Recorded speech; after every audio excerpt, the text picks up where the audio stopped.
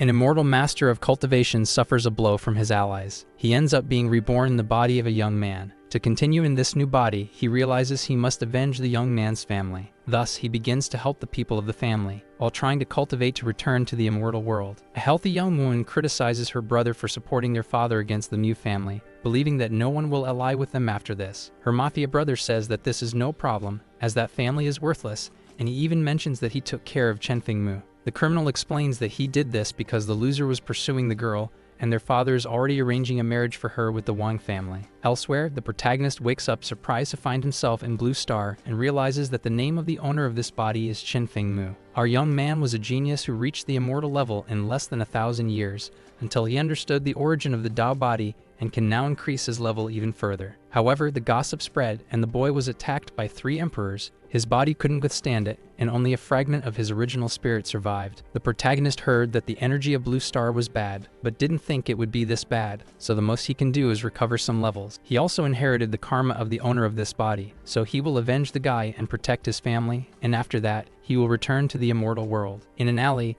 an 18-year-old girl named Yulin tries to get rid of some strange men who know she is the little girl from the new family. Our young man decides to intervene and judges the men for bothering such a young girl. Yulin is happy to see her young master, and the clueless guy beside her asks to deal with the boy who ruined his fun. 2 tough-looking men come running towards the protagonist. Chen Feng tries to understand why a bunch of fighters is trying to compete with a cultivator like him and gives one of them a slap. The boy makes a pile of thugs and comments that now he knows one of their surnames is Zheng. The young woman hugs her master, relieved to have escaped, and a suspicious breeze blows at that moment. As he holds the girl, the protagonist realizes that she has a natural Dao body and could become an immortal empress one day, so he promises to protect her. Yulin remembers that the patriarch is still waiting, but Chen Feng tells her to forget about the old man and go home quickly. One of the losers gets all angry and decides to call his brother, telling him that he got a beating from the guy from the Mu family, and that this is disrespectful. His big brother Chad is outraged and throws the woman into the air,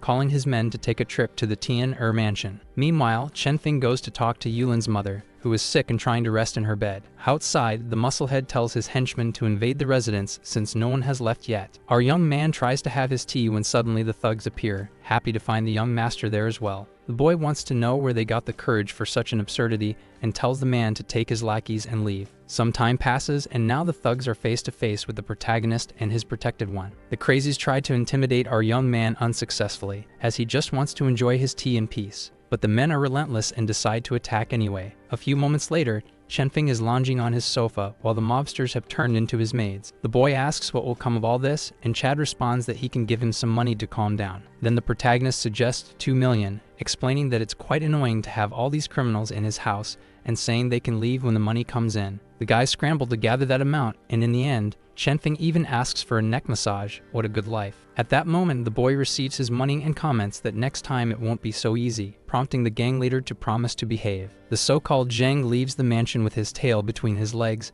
and yells at his bodyguards that he only lost because of them, who can understand the mind of a fool. Now at the Zheng residence, that sane healthy young woman questions how her brother ended up so beaten up, and the butler says it was a fight. She thinks that this was actually good for his character development, and then asks if there is any information about Wu Xiaofan, the little princess of the Wu family. Upon learning all about the girl's schedule as if she were a stalker, Zheng asks her employee to arrange a date between the two of them. And then we return to the Tian mansion, where the spoiled girl insists that the protagonist not leave until she is asleep. Look at her getting all emotional. Chen Feng did not expect so much to happen on the first day, and now he wants to stop by the antique market to see if he can find something useful for his cultivation. Wu Xiaofan walks alongside her Uncle Cheng and offers a piece of her snack, but the man declines as he is there for work and won't eat on the job. The little princess decides to check what is happening with that commotion up ahead. Zheng Qi throws everything up in the air and comments that it is a coincidence to find Miss Wu there in Yuzhou. The crazy girl explains that they met 3 years ago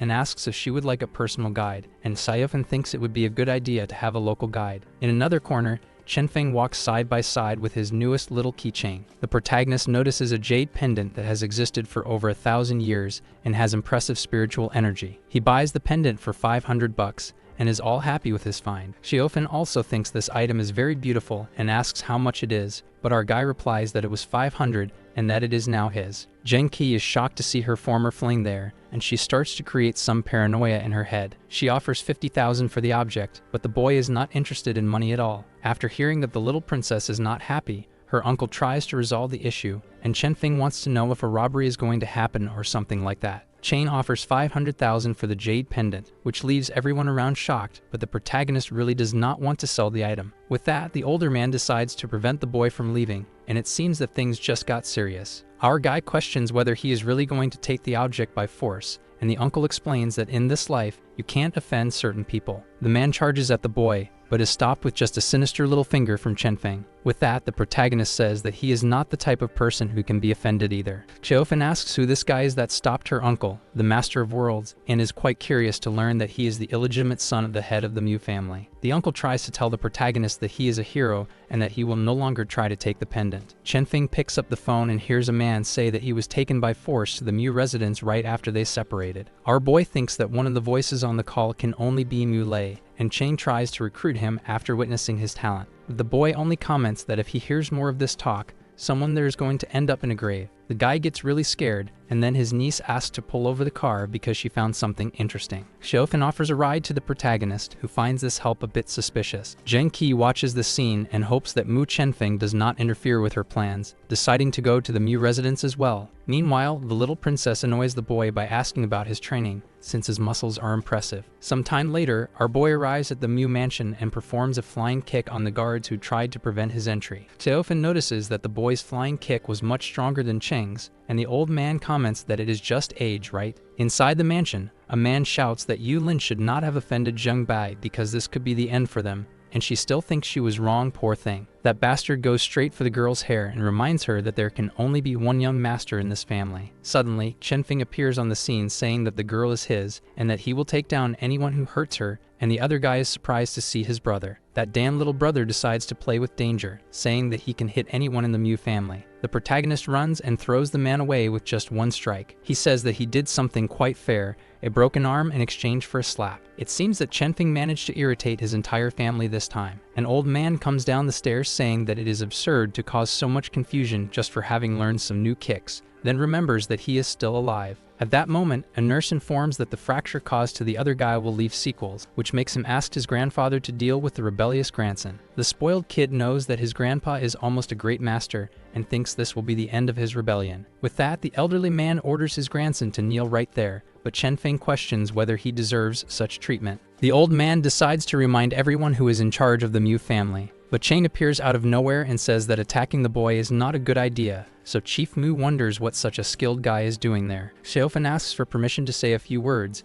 and the fakes start to flatter the heiress. Chenfeng's clueless brother wonders why this rich girl is there, thinking that if he can get a date with her, his life will be made. The little princess pulls her strings to manipulate the old man and get the Mu family boy out of the picture once and for all. Of course, the grandfather falls for this plan and orders the boy to kneel, saying that after this, he can simply forget the Mu family forever. Our boy is not really keen on kneeling to grandpa, so the two prepare for a fight. But at that moment, Uncle Cheng remembers that it's not a good idea to fight the boy and says that he is a great master. The whole family is shocked to hear this, as they thought Chenfeng was just a useless little bastard. Xiaofan starts laughing at the faces of the fools who expel the great master from their own house, and then invites the protagonist to the Wu residence. Zheng Qi watches the scene and wonders what the hell is happening in this place. The old man questions whether this invitation is appropriate but gets rejected by the girl, who says that the boy has no more ties to the Mu family. She promises that the Wuz will provide all the materials and support for the boy to become one of the greatest masters of the empire, but he is not interested. With that, the cursed grandfather returns with his tail between his legs asking for mercy, and Chenfeng decides to let it go for now if no one bothers him. The old Mu offers the position of head of the family to the youngest great master, but he doesn't care about that either. Suddenly, Xiaofan appears out of nowhere and gives him a kiss on the cheek. The girl is interested in the stoic boy's coldness and wants to set up a date, but he is a bit busy right now, so the little princess decides to leave. Zheng Qi asks what she missed since she doesn't understand anything, and Xiaofan comments that the girl is as foolish as the rest of the Mu family. The old folks of the Mu family quickly change their minds and now expect the little princess to become a relative, but this makes the envious brother angry. Chenfeng questions when he let others meddle in his affairs. He holds the keychain by the waist and says that if others meddle again, he will have to act out of ignorance. The two are already leaving when the crazy Zheng Qi decides to confront them. The The girl is shocked to see that the boy who used to be at her feet now doesn't care about her at all. Yulin also finds this change of attitude a bit strange, but the protagonist explains that they shouldn't waste time on a poor thing. The girl doesn't understand anything about evolution and cultivation talks, but Chenfeng believes it's better that she doesn't understand at all. Xiaofan appears eager to turn the boy into her boyfriend, and a keychain thinks it would be a good idea, but the protagonist thinks it's better if they just remain friends, and the little princess only becomes more interested in his cold behavior. Our boy knows that she doesn't need to humiliate herself since she is the only daughter of the Wu family, but the girl is really persistent. She has become infatuated with Chenfeng. Xiaofan manages to get the boy's number and leaves, saying she will be waiting for his message. Suddenly, Junqi appears wanting to confront him again, but what a drag this woman is. Meanwhile, the not-so-beloved brother is still angry about the whole situation and walks around grumbling while holding his injured shoulder. He stops Xiaofan near the exit and asks her to wait a little. The rascal tries to invite the little princess to spend a few more days at the Mu family mansion, but she is not interested at all. Then the guy begs and comments that he heard what was said to that little bastard, and the Harris is not happy at all to hear her crush being treated that way. He explains that the bastard will only bring bad things to Miss Wu's life, and with that, the girl questions whether the man thinks he is worthy of her. Already out of patience, Xiaofan prepares to get into the car and asks his Uncle Chang to take care of the other shoulder of the idiot brother. The guy tries to plead for his poor shoulder, but it doesn't go very well since crunchy noises fill the mansion. Chenfeng's brother is sprawled on the floor, whining that they took everything from him and now only thinks about getting revenge with pleasure. Xiaofan tells his father that he is going back to Yanbei, but drops the bomb that he has already found a future son-in-law right there in Yuzhou. Junqi comments that the protagonist has changed too much, and he responds curtly, saying that remembering the past is just a waste of time. Our boy dropped a line that left the girl speechless, as if she had lost her place in the script. Man. He stares at the photo of the Harris on his phone while the crazy girl is already freaking out, wanting to know why he changed when he used to swear eternal love. Chenfeng says that all of this is in the past and starts to leave, but Junqi holds him back, asking for a little help to get a date with Miss Wu. She guarantees that if he helps, he will get a whole day stuck to her, as long as he doesn't ask for anything absurd like that, right folks? The girl bets that Mu Chenfeng won't resist this tempting offer, as if it were a weight promotion next to the gym. But the protagonist doesn't care and will only agree if there's real money involved because charisma doesn't pay mansion bills. He says that the Zheng family can still profit well from this deal, so it's good to think carefully. The girl gets irritated but accepts the deal and warns that the transfer will hit the account soon. Junqi starts to remember a moment when he argued with his father about a certain Xiao Bei who only caused trouble. The guy remembers that his daughter is getting married and then will no longer be part of the Zheng family, and the girl is indignant for not being able to get her daddy's approval. At that moment, the man kicks her out of his office, and she decides to prove that this was the biggest mistake of his life. And for that reason, Junqi is determined to get along with the Wu family. Xiaofan calls Chenfeng from inside the car and offers her a ride since it would be quite complicated to get a taxi in that godforsaken place. The girl tries to flirt with him again, but the guy says he is not that type of person, and the odd girl says it would be better if he weren't a person at all. Go figure. After seeing that the money came in, the princess questions whether it was Junqi herself who asked for this meeting. The Harris claims she already knew that because the other families are somewhat sexist, and the protagonist comments that it's better not to be prejudiced. She already suggests a marriage between the two, saying that if the boy is part of the Wu family, no one will bother them ever again. Chenfeng doesn't want to continue with this couple's game, but asks if the Wuz would really let him be in charge, and Xiaofan swears she would do anything for that. The protagonist asks the girl to calm down a bit and just give her answer about the meeting. Then the clever girl says she will accept if she receives something in return, and she starts commenting on the boy's physique, reminding him that he sells his skills and not other things. He informs Miss Zhang that the meeting is confirmed, and Xiaofan swears she was eyeing his strength for other reasons, calling the boy to go shopping. Chenfeng is quite the jokester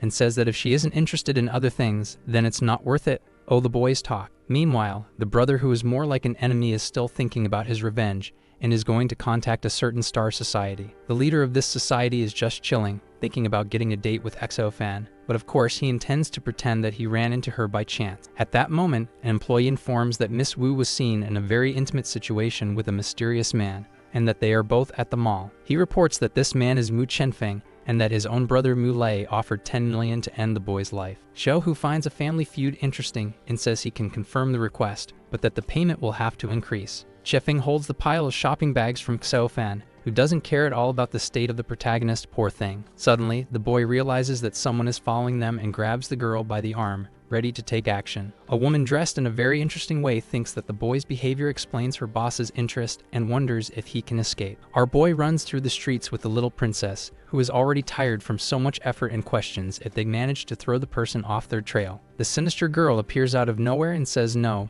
but explains that she won't do anything against Miss Wu since her target for the day is Mu Chenfeng. Our favorite Harris asks how the Star Society has the audacity to mess with her friends and asks Xiao Hu to go there personally. The mysterious one recounts that someone paid for the protagonist's life and asks not to complicate things, but Saitofan assures that his family won't let it slide. Then the little princess's entourage questions whether it is really necessary to end her affair because of a stranger. She swears that there is no affair at all and that they only saw each other once in their lives, and with that, Chenfeng asks the girl to leave because he will handle the situation. But the spoiled girl wants to help and says that the Star Society is no small matter, which makes her entourage jealous of the attention. The protagonist says that the person capable of defeating him hasn't even been born yet, and Cho Hu wants to see if this dog really bites or just barks. At that moment, the guy fails so badly that he hits the ground, and the young man is even nice enough to say he will stop only at humiliation. The leader of the society gets all angry, but Cheng appears out of nowhere and says that if he causes more trouble, his uncle will be disappointed. On the Tiger Dragon Mountain, a man comments that a master has emerged in Yuzhou, and the other asks if he is worried about his disciples from the Star Society. The bearded man says he sent Cheng to the location, so that shouldn't cause any problems. Then the bald man says to let it go since he discovered a bit more about the Rhino Finger spirit. The other comments that this is quite a coincidence, as he managed to open 80% of his Ren and Du meridians, and soon he will reach natural Qi. With that, the two decide to face off in a mobile game, and others around are shocked by the intensity of this battle. Back in the alley, Cheng tells Xeofan to leave with him, explaining that the master and the great-uncle already know everything, so the protagonist will be fine. Xiao Hu questions why the hell the master and the uncle care about this guy, then receives a call from a brother. The Mohawk guy feels a bit frustrated while talking on the phone, but then decides to follow what his superiors think is best. He then tries to apologize to the young man and even offers a drink, but Chenfeng says he will only forget this if he knows who paid for his life. The leader of the Star Society tries to explain that he cannot leak client information, but the boy doesn't want to hear it and goes on the attack. After a little shove, Xiao Hu confesses that the client who paid for his end was his brother Mu Lei. Chenfeng arrives at the Mu mansion kicking the door open, and his grandfather asks what the young master is doing there. He reminds the old man that he promised not to interfere with his plans and wants to know how he will explain having helped Mu Lei hire the Star Society. Grandpa swears he has nothing to do with it and seems to be indignant, but the protagonist believes it is all an act. Despite this, the old Mu promises that he will provide a satisfactory answer. Mu Lei is all happy with his glass of wine for having used the family's money to get rid of Chenfeng, but a man suddenly rushes in. He is shocked to learn that the Star Society failed the mission and even spills the glass on the floor. It seems that Grandpa called the grandson for a light conversation, and the guy tries to get away but is dragged out of there. Meanwhile, Lei's mother is conducting some very suspicious chemical experiments and is filled with rage at the thought that a bastard made a fool of her son. She is willing to take risks for some kind of revenge and leaves the room with a bottle in hand. Old Mu questions whether his grandson really hired the Star Society and wants to know how much that service cost. Then the bald man discovers that the guy spent 20 million and took that money from the family's funds. Lei receives a big slap and tries to explain that he only did this because his relatives are all biased towards Chenfeng. The elderly man lets out a manic laugh and says he will deal with his grandson. At that moment, the protective mother enters the room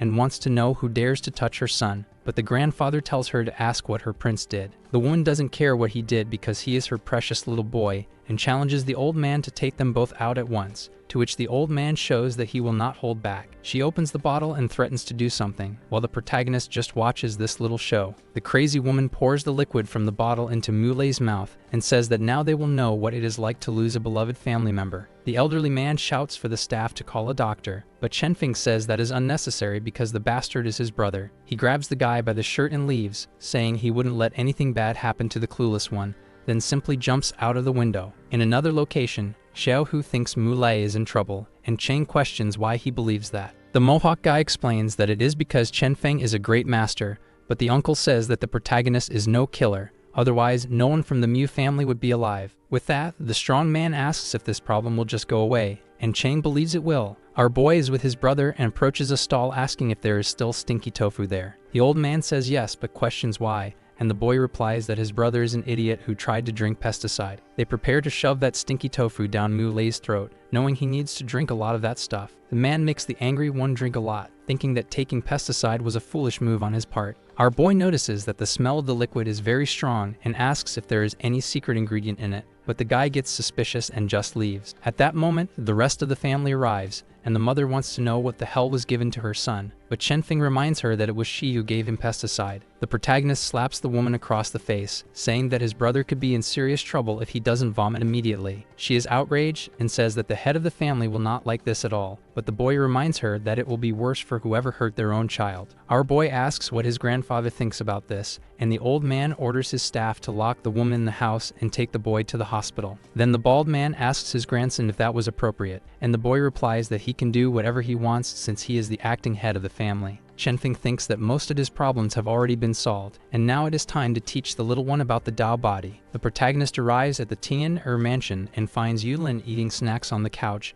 as she was bored and decided to binge watch some series. Our boy calls the girl to go to his room, and upon arriving there, she finds him shirtless, which surprises her. The girl notices the young master's physique and wonders what the hell he is doing, then feels embarrassed thinking it might be something a bit indecent. She asks if she can at least take a shower first, but the boy wants to get straight to the point. Yulin turns red as she confesses that this is her first time doing whatever it is, and Shenfeng assures her that it's okay because everyone goes through this. The girl lies on the bed, and the protagonist asks what she is feeling now. She replies that she hopes he will be gentle since these things can hurt a little. The boy finally realizes what the girl is talking about and questions what the hell is going on in that polluted mind of hers. He explains that he will teach her his skills so that the young woman will never be defenseless again and asks her to focus on her senses now. Then he repeats the question about what she is feeling, and the girl says she is feeling absolutely everything. As expected from someone with a natural Tao body, Yulin quickly felt the rhythm of heaven and earth, and Shenfeng tells her to follow the path of her spiritual energy. Now the protagonist eats some chips and understands why the people of Blue Star love this snack so much, as it is even relaxing. Suddenly, he finds an advertisement for a piece of wood that has been struck by lightning for over 1,000 years, so he cannot miss the opportunity to acquire a refinement item. At that moment, he hears a noise and decides to complain to the annoying neighbor who is doing construction, since the girl is meditating and cannot be distracted. The boy knocks on the door of a big guy and remembers that he can only do construction work after 2 o'clock in the afternoon. Of course, the guy is not friendly at all and says he might even call the police, but he will continue with his work anyway. Shenfeng notices that his brick is not the best, but the man says it is a handmade brick and that a little knock on the head could send anyone to the grave. That's when the protagonist breaks this handmade brick as if it were made of cornstarch cookies. The big guy threatens to call the police, but the young man gets ahead of him and tells the officer that someone attacked him with a brick at the Tian mansion. Meanwhile, Xiaohu says that this time the bill is all on Chang, who questions whether he is still worried about money even with the Star Society. The Mohawk guy explains that the thousands of society members need to eat too, and the older guy thinks it's all a matter of silly pride. Then the younger one remembers that he promised not to return to the mountain until he built a great reputation,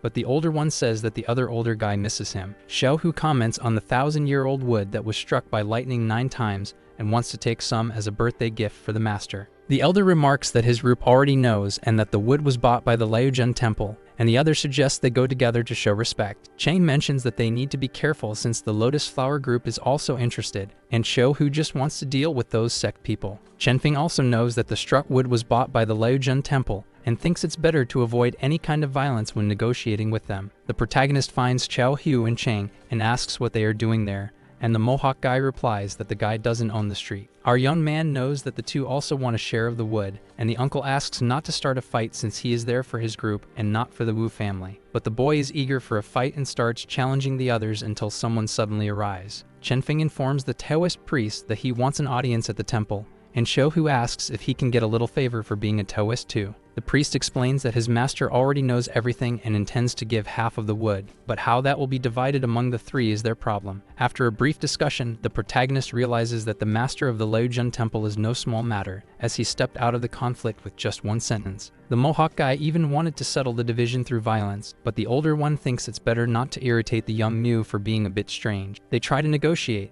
and Shenfeng says he wants a 2-meter log, but Xiaohu believes that is absurd and only wants to give a 1-meter log. The protagonist agrees to settle for just 1 meter, and then he notices someone coming. At that moment, the men from the Lotus Flower arrive at the location and say that the wood will all be theirs, although they are surprised by the boy's alert state. Our young man explains that it's not about his alert state, but about the incompetence of the guys, as their breath control is terrible. Shouhu realizes that 2 of them are great masters and the others are half masters, and thinks that the temple left the whole problem on their shoulders. The Mohawk guy shouts some threats, and one of the guys says he is not afraid of the Zhenyi group despite their renown. Suddenly, Chenfeng decides to leave without the wood since he doesn't want to get into trouble. But the Mohawk knows that the protagonist just wants to take advantage of the situation and offers 2 more meters of wood, and the clever one asks for half of everything. Our young man warns that he will deal with the 2 great masters, and that the others should take care of the rest of the sect. The bastards think that not even 5 great masters would be enough to take down the 2 at the same time, but the boy delivers a powerful blow. With the men fallen on the ground,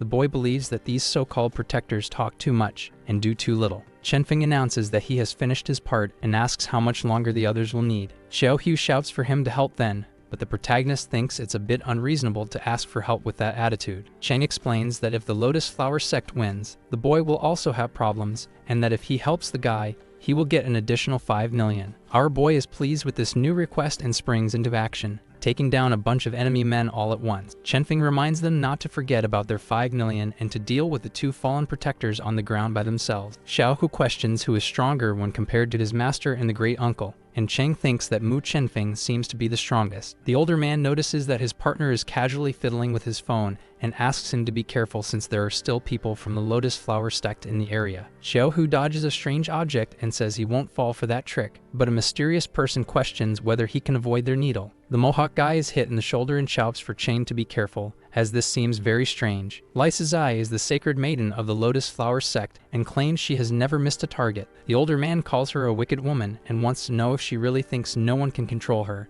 to which she asks if he is talking about Chenfeng. The girl comments that it is rare to find such a young expert and invites him to join the Lotus Flower sect, swearing to fulfill all his wishes. He says that the maiden is not his type, and she laughs upon realizing that the boy is too young to understand what she meant by that. Our boy warns that it's better to forget about this wood, and the woman asks if he really wants to oppose her sect. Chenfeng explains that he needs to do the job since he has already received the money, so he can't let them take the 2 guys. Sissy believes this is a pity since she hasn't even had a taste of the boy, but he thinks it's better that doesn't happen and defends himself from her attack. When his defense ends, the 3 realize that the maiden has simply left the scene. Lai Sizai is already in her fancy car and swears she won't forget Mu Chenfeng, promising that they will see each other again. Now in the center of Yusho, suited men are gathered in a room and need to express what they think of the protagonist. A bespectacled guy reflects on the fight against Sissy and believes he has already reached his natural key, but his background is strange as he seems to have appeared out of nowhere. CEO Lu Sheng reminds them that their task is to maintain stability in the southwestern region of the Dragon Kingdom,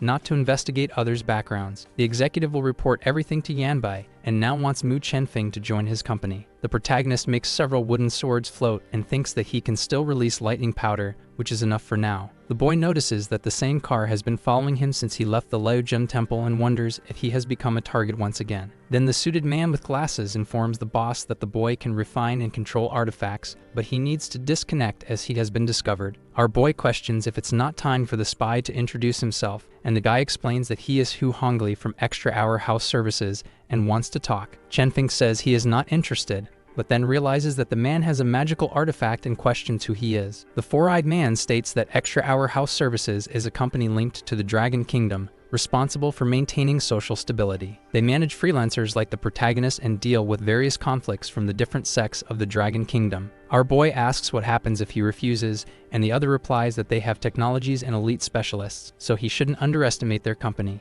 Chenfeng acknowledges that the guy is right, and he asks if they can have that conversation now, to which the boy agrees. Now in the center of Yuzhou, Zheng Qi greets Miss Wu, who has just arrived at a restaurant. The princess says she needed to come after the other insisted so much, and the girl asks if she wants to add anything to the order. Seofen knows that the young woman had other intentions with this invitation, and is already warning that the Wu family will not join the Zheng family. For some reason, the girl feels relieved at being rejected, and the Harris comments that it's better not to pressure herself so much. Zheng Qi explains that there are some things he cannot control, and the princess asks if one of those things has to do with Mu Chenfeng. The girl states that the protagonist was never part of her plans, and the Harris calls her foolish, as she cannot deny that Chenfeng is very strong. Then Miss Wu comments that the boy is the youngest grandmaster in the Dragon Kingdom, and asks if the other one knew this when she rejected him. Seofen explains that this is why she called her an idiot, as Mu Chenfeng's potential is enormous, and Zheng Qi wants to know why she admires the boy so much. The little princess says that her crush has more patience and mental strength than most people, certainly more than Miss Zheng. Our Harris thinks that if the other had half of Chen Feng's patience, most of the Zheng family would already be at her feet. Teofan says that the Wu family would even accept a collaboration, but she doesn't want to join a family of idiots. Zheng Qi thanks her for the advice anyway, since Mu Chenfeng was once her cattle, so she thinks she has good chances of success through him. But Miss Wu laughs when she says that the other thinks too highly of herself and that the protagonist is the man she chose for her life. The little princess says she can guarantee the Wu family's power in her future relationship and tells the girl to take care of her own life first. Now our boy arrives at the company and thinks the facade is not that impressive, so Hongli reminds him that they do home services, right? Our boy meets the CEO, who informs him that he was already expecting him, and the boy asks what is going on there. The executive tells the boy to make himself at home, and Chenfeng already puts his feet on the table, which leaves the old man somewhat shocked by the audacity. Lu Xing says he won't beat around the bush and explains that he called him there to invite him to be part of his company. The protagonist reads the contract that states 8 hours of work per day, weekends off, holidays off, no overtime, and some benefits. It's true that the salary is just the minimum, but the benefits add a lot to the total. Chenfeng questions if he looks like someone who accepts misery, and the CEO says the boy should be grateful for this job opportunity, unless this is not the real Mu Chenfeng. The young Mu is 20 years old, a bastard son who pursued Zheng Qi and was unsuccessful, and a few days ago was taken down by Zheng Bai's men. Our boy comments that the investigation was very well done indeed. The executive tells him not to underestimate the power of his company and questions whether he should really call him Mu Chenfeng. Now at the Zheng company, Bai tells his father that the so-called person is already under control in Yanbei, so they can start their plan. The boy says that now the Mu family has no chance at all, and the old man tells his son to rest because someone else will take over the job. But the boy worked hard for this and insists on taking the Mu family down to the bottom of the pit personally. His father enjoys seeing all this hatred and agrees to let the boy put on his show, and Bai promises that he will bring the Mu family to ruin in 3 days. The Zheng boy believes that Mu Chenfeng will have to kneel and beg for his mercy. He asks to reserve more rooms upstairs because he is all happy, and his employees thank him. Xiaofan asks her uncle what the protagonist must be doing now. Cheng has no idea but thinks he must be practicing. The little princess thinks he isn't that boring. Girl Wu warns that the Zheng family will act against the Mu family, and the uncle thinks that with Chenfeng around, they can't cause much damage. But the Harris knows that if her crush stays idle, the company won't let it slide, which is why she wants to go there immediately. Cheng believes the company must have already contacted the boy after what happened at the Laozhen temple. Now at the company, Lu Sheng asks if the protagonist has thought carefully about his proposal to join his business. The boy explains that he is not Mu Chenfeng but is Mu Chenfeng, and the CEO thinks now is not the best time for jokes. Our boy asks if the guy has ever heard of immortal reincarnation, and the old man almost spills his detox juice upon hearing this. The guy believes this would explain his transformation, and the boy questions whether he really believes in such stories. Sheng says that his company deals with all kinds of oddities, and saying he is a reincarnated immortal seems absurd, but is the best explanation. The protagonist admits that this company is full of talented individuals, and the executive comments that times have changed. Chenfeng reads a report about an explosion that supposedly happened near the Laozhen temple, and realizes that this is why the company exists. He is not interested in the proposal because it is impossible to go back in time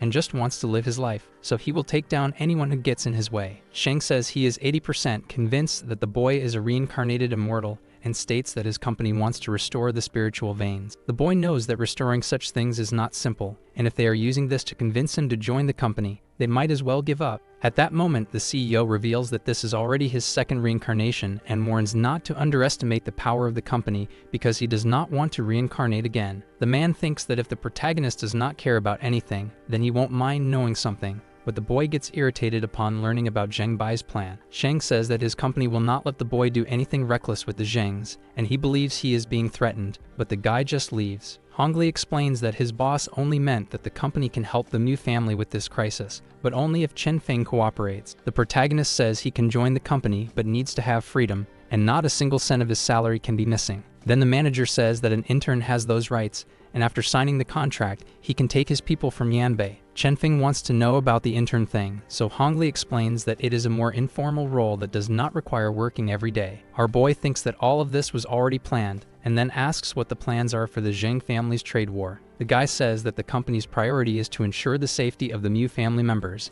and the boy believes he has been deceived with this contract. Chen appears out of nowhere asking to be allowed to handle this trade war situation. Chen questions what the girl is doing there, and the Harris tells him that the Wu family also owns part of the company. Now that the protagonist is her employee, the girl asks if it wouldn't be an office romance if they started dating. Oh my. The princess says that the company can guarantee the safety of the Mu family, and she can protect all their assets from the Zhang family as well. Our boy thanks her for the help, and Miss Wu reminds him that he was the one who chose to be by her side, so of course she would help him. Xiaofan teases Hongli and makes the man leave awkwardly, calling the girl director. Chenfeng asks if the girl knows where Zheng Bai is, and she replies that he must be in a place known as Heaven on Earth. The protagonist runs off, and the Harris asks him not to do anything reckless, or it will be difficult for her company, but the boy swears he knows his limits. Now in front of Heaven on Earth, the boy finds his enemy near some cars that must be worth a fortune. Our boy questions if he is to blame for what happened in Yanbai, and a thug tells him to take care of the boy who went after the young master. But Chenfeng has a terrifying look as he says he will take care of them first, and the guys are left speechless. He repeats the question, and Zheng Bai responds that it was indeed his fault,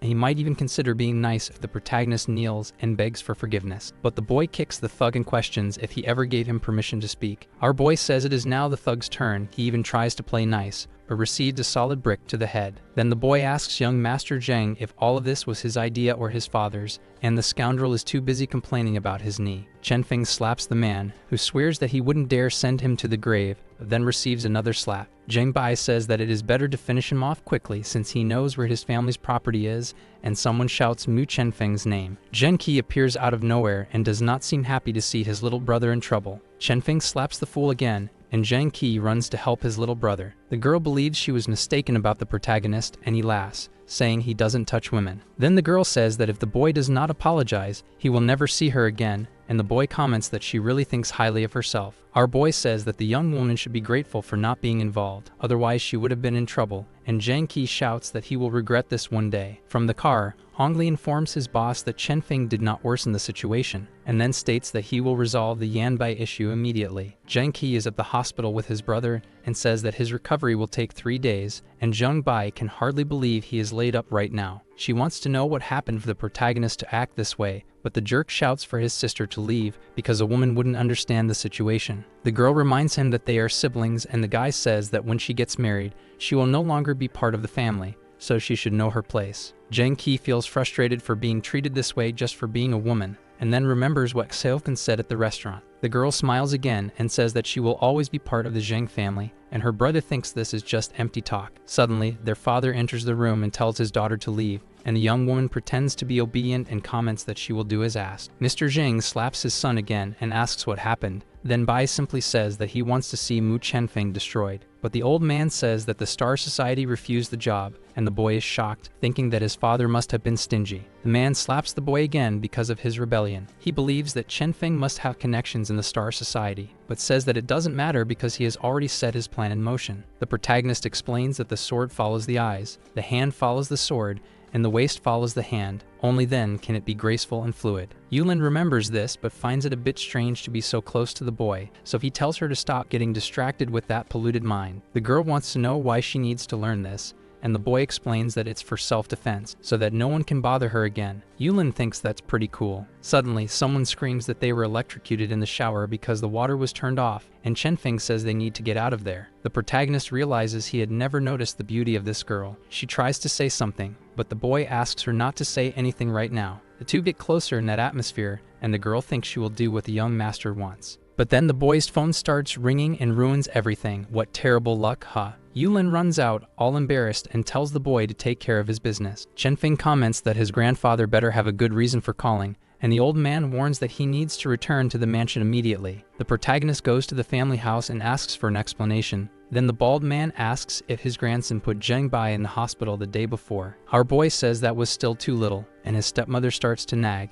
and then he remembers that the woman should be locked in her room. The boy questions if his grandfather is playing games, and the old man bangs his cane on the floor and comments that he needs to pay for his mistakes. His brother tells him that the company's stocks have fallen so much that their father is under the control of the Zhengs in Yanbei, and shouts that it's all his fault. The annoying one says that even being useless, he would never do something so irresponsible, and thinks that now he will get his revenge. Then other family members also start saying that Chen Feng is ruining everything and shouldn't even be part of this family anymore. Old Mu asks if his grandson has anything to say, but the protagonist wants to know why they are making such a drama. Xiaofen comments that the Zheng family played dirty, and if it continues like this, the Mus will be bankrupt by the end of the afternoon. She calls an aunt and informs her that she can start now. Then Cheng asks if it's a bit clueless to use her resources because of the Mu family. The little princess explains that she is doing this for Chen Feng and not for the rest of the family, then decides to go to the mansion to help her crush. Meanwhile, the protagonist says that his useless relatives have made a mess of the Mu name, so he won't take all the blame for what happened. His brother charges at him, but ends up getting slapped, and the boy questions if he forgot the pain he felt now that he is almost healed. Our boy delivers a kick that sends his brother flying. Mu Lei tries to cry to Grandpa, saying that this was an affront to his authority, but the old man just tells him to shut up. The old man asks if this is how the boy treats his family, and Chen Feng remembers that he was never treated as part of the family anyway. His grandfather orders him to go to the Zhengs and bathe on his knees, but the protagonist prefers to leave rather than waste his time. The bald man says he has a few tricks up his sleeve and presses a button that calls a bunch of security guards, but the young man doesn't care about his cheap tricks. Then the grandfather decides that his grandson will only leave this mansion if it's to go to the Zheng family. At that moment, Xiaofen walks through the door and comments that the old man shouldn't act this way towards a young person. Old Mu starts to force sympathy because he knows the Mu family can solve his problem, and the little princess swears that one day she will be part of the family too. Mu Lei tries to remind his grandfather that the one to blame for everything is Chen Feng, and the protagonist says that if they keep being cute, he will resort to ignorance. The heiress asks her crush not to be stubborn and to remember his other identity, and the young man knows that he is now also part of the company. Our boy asks how much the shares of the Mu company are worth because he wants to buy everything, and the grandfather says it's impossible since they are worth 2 billion. The boy offers 3 billion for everything, and his brother thinks he is an idiot for believing he can arrange all of this. Chen Feng asks Xiaofan for a loan and swears he will do anything in return for this favor, but the girl prefers to donate rather than lend. 4 billion drops into the young man's account, and he asks them to sign the contract now. Chen Feng signs the contract, and now the Mu Corporation is all his, so he doesn't want to be bothered by the family anymore. His brother thinks he is being foolish for buying a failing company, and his grandfather knows that 3 billion is more than enough for a great life. Mu Lei comments that Miss Wu wouldn't lose so much money if she had chosen the right brother, but she calls him an idiot and doesn't want to hear it. Old Mu asks if the heiress isn't tired of watching this whole show, and the girl smiles as she says she can't leave before the end. At that moment, an employee informs them that the shares of the Mu Corporation have started to rise again and should reach 50 billion on the same day. The grandfather and his grandson are shocked, and Xiaofen laughs while commenting that the fools sold a 50 billion company for just 3. Chen Feng prepares to leave with his friend, and the bald man tries to argue in favor of the family, but the protagonist simply says he will change everyone in the company since he can't spend on useless people. Elsewhere, Zheng Qi informs her father that something terrible has happened, but the man doesn't care about what his daughter has to say. She warns that their shares are falling and that they have already lost 30 million, and Mr. Zhang can hardly believe it since the Mu family doesn't have that power. The girl tries to calm her father, but the man resorts to violence and calls her useless, since she couldn't even handle the little girl from the Wu family. The old man leaves saying he doesn't want to hear excuses, and Zheng Qi feels frustrated because she knows she is treated this way just for being a woman. Zheng Bai comments that his sister should focus on getting married, but she wants to give her all to her family and the corporation even without any recognition. In the hospital corridor, the young woman calls Mu Chenfeng and says she wants to meet him. The protagonist finds it strange that the girl asked for a meeting and questions whether she took some weird medicine that day. He thanks the girl for the control she has over the Mu family, and Zheng Qi asks what he gave in exchange for Xiaofen's help. Our young man finds it bizarre that they draw these conclusions since friends help each other, but the young woman believes that people like them can't have friends. The boy thinks it's normal for a dishonest person not to have friends, and suddenly the girl asks him to be her boyfriend. She swears that if Chenfeng spares her family, she will be his girlfriend, and the protagonist questions if that is really her proposal. Zheng Qi asks what else he could want, and the young man finds it pathetic that the girl comes to beg when it was her family that started all of this. Our boy turns his back and tells her not to contact him, but the girl promises to give anything in exchange for the well-being of her family. The boy questions if she can really do that, and then asks for 51% of the shares of the Zheng Corporation, but the girl thinks that's too much. Chenfeng leaves, saying to only speak with him when he has some authority within the Zheng family. Princess Wu feels somewhat frustrated to learn that Zheng Qi has arranged a meeting with Chenfeng. Lu Sheng asks if the girl is not worried about this, but she wants to know if Uncle Mu has been rescued, and the CEO says yes. With that, the Harris feels relieved, and the executive questions whether all his efforts would be in vain if the protagonist reconciles with the Zhengs. The girl asks what the young man is doing,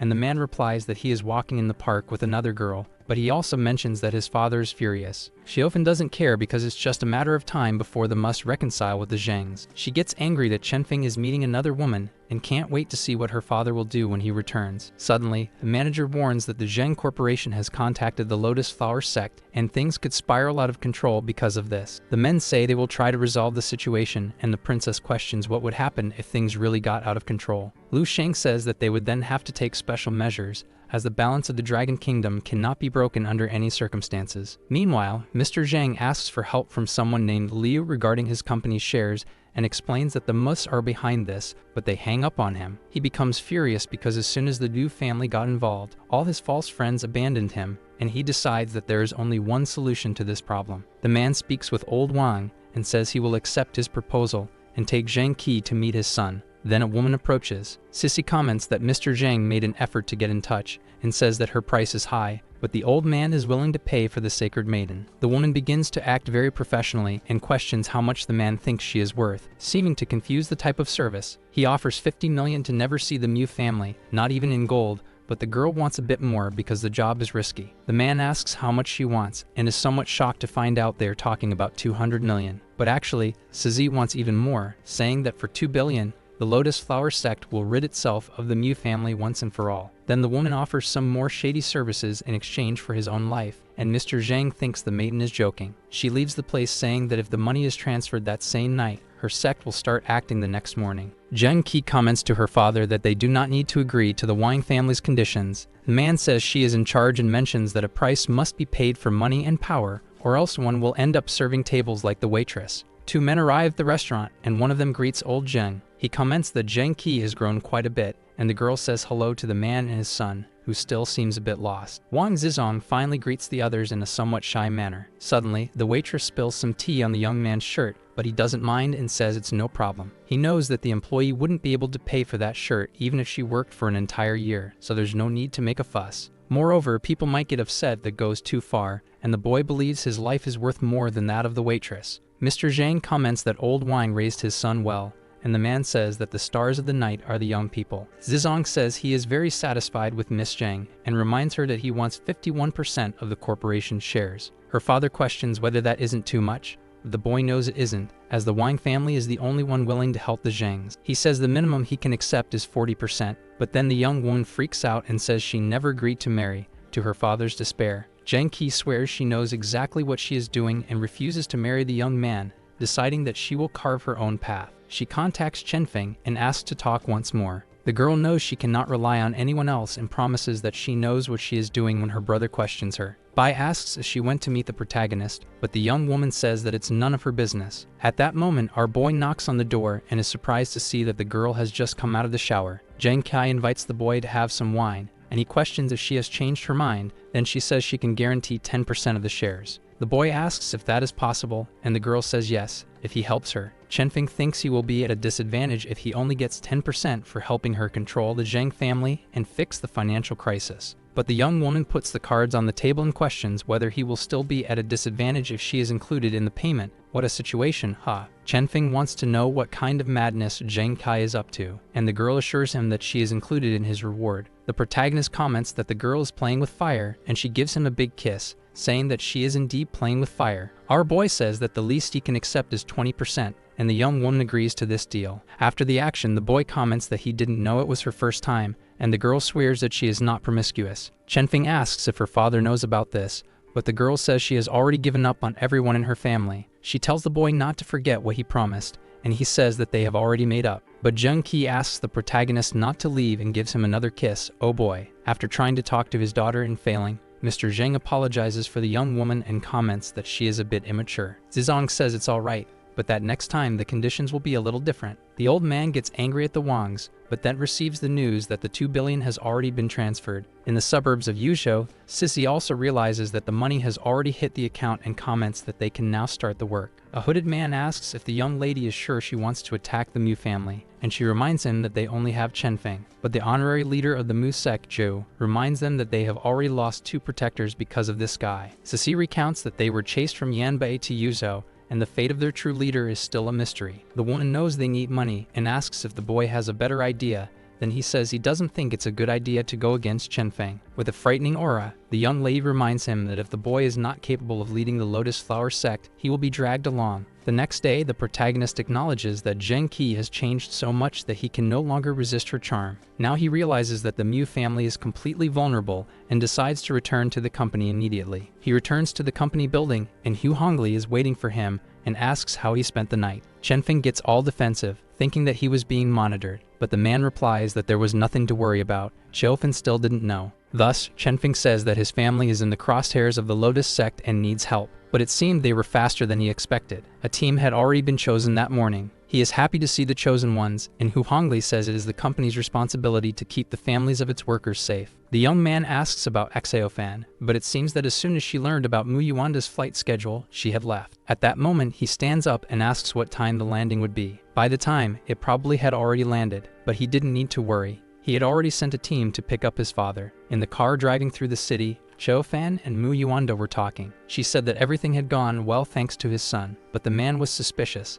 He knew his child well. Even so, she insists, and then he asks how the two had met. Awkwardly, she begins to tell, but suddenly the car makes a sharp turn. It seems someone was arriving. He didn't expect them to be so fast. It was better to hold on, as he would step on the gas from now on. The driver evades the other car, but when looking in the rearview mirror, a motorcycle had appeared. She throws some needles in the direction of the car, and the tires are punctured. Cheng then positions himself in front of the two and asks them to get out of there quickly. Sizzy takes off her helmet, and Cheng finds it strange. He didn't remember the Mu family having anything against her. Xiaofan then says that they are from the White Lotus and are after Mu Yuanda. Well, Sizzy couldn't do anything if Chief Zheng was offering 2 billion for his head, but it had nothing to do with the Wu family, so it was better for the girl not to move. Only she didn't care after all. Her family didn't fear a handful of rats. That said, she shouts calling for Xiaohu. A jeep approaches and a gang arrives at the scene. It was Xiaohu, and it had been a while since he had seen Sizzy. She mocks them, saying they would need more people if they wanted to stop her. He and Cheng then team up to attack and tell the others to escort Xiaofan.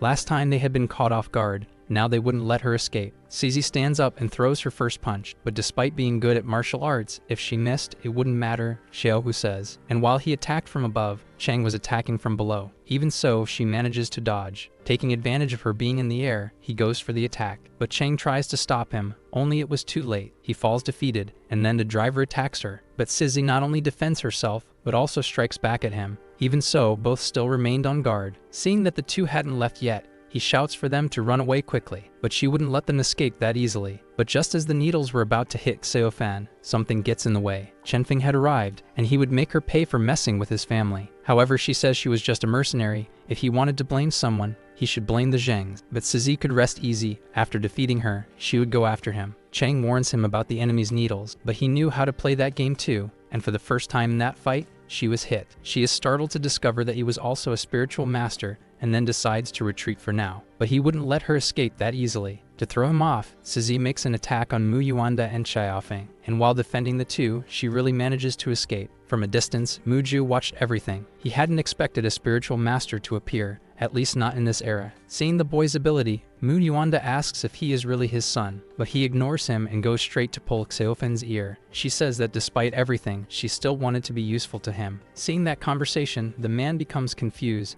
and as the girl comes crying to him, his protective mode activates. Without thinking twice, he starts attacking Chenfeng. Watching the two fight, the girl laughs, saying he deserved it for going to meet Zheng Ke. Her father knew he wasn't hurting him, so he asks his son to put on a show for his pride, and he does. Mu Yuanda comes back and says that if she needs anything, just say so, and he'll take care of Chenfeng. Xiaofan then thanks him. She was feeling avenged now. When he fights with the two to keep them from straying too far, she puts on another scene, and her father gets him again. Chenfeng apologizes to her. The girl was clearly enjoying that. Her father then pulls him aside, saying if he wanted to jump the fence, at least don't get caught. At first, the young man is startled, but then he remembers that his father brought women home. Even so, the old man tries to give him a moral lesson about being responsible. But at that moment, he really wasn't in the right mindset to deal with that. Mu Yuanda then goes back to the annoying Xeofan, and the two grown men stay behind, each dealing with that information in their own way. He takes the moment to try to talk to Xeohu, but the guy didn't seem very willing to talk to him. Shenfeng then says he could pay for information about a certain someone. Even though he was part of the academy, there were things he still didn't have access to. Xiao tells him to stop joking. If it weren't for Xeofan, he would never see him. Since he didn't want to answer, there were other ways to get that information, so it was better for him to think carefully. Shenfeng prepares another attack, and seeing his power,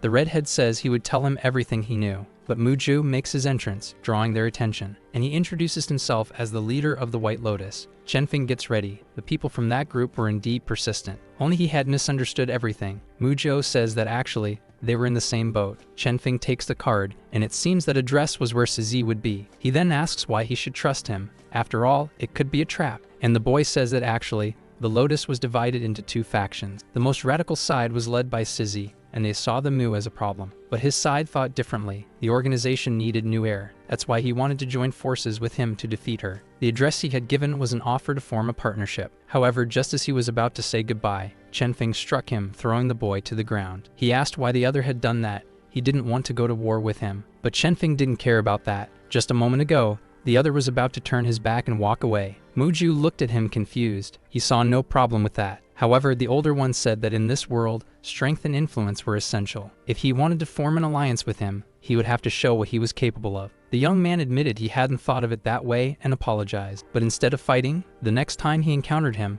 he would tell him a secret about the spiritual training of the White Lotus, which is passed down from generation to generation. That said, he tried to leave again, but the other stopped him. His gang had been disturbing his peace for quite some time. Therefore, he also wanted a hefty payment for all that stress. Muju turned and said it was better for him to stop acting funny, but since he didn't want to pay, instead he could accompany him to the company for tea. The boy then threw a card at him, but Shenfeng continued talking about the company. He saw talent in that kid. Besides that, he wanted to know more about the White Lotus. Xiao asked why he had extorted the kid, but he said it was an investment. 10,000 today would be 30,000 tomorrow, but he didn't want to waste more breath on him. At Tian Erhuafu's residence, Kui Yulin was training on the roof. Upon seeing the girl, he had to admit she had evolved quite a bit since the last time. It surely wouldn't be long before she became a grandmaster. She was so focused that she didn't even notice Shenfeng approaching from behind. He said that the girl needed to improve a few things and asked her to follow him. Kui Yulin felt a bit embarrassed. It seemed there was always something more to improve, but he said she had nothing to worry about. She was doing very well. Excited, she said she could hardly wait for the day she could fight alongside him. Well, as soon as she specialized a bit more, she would definitely travel the world with him.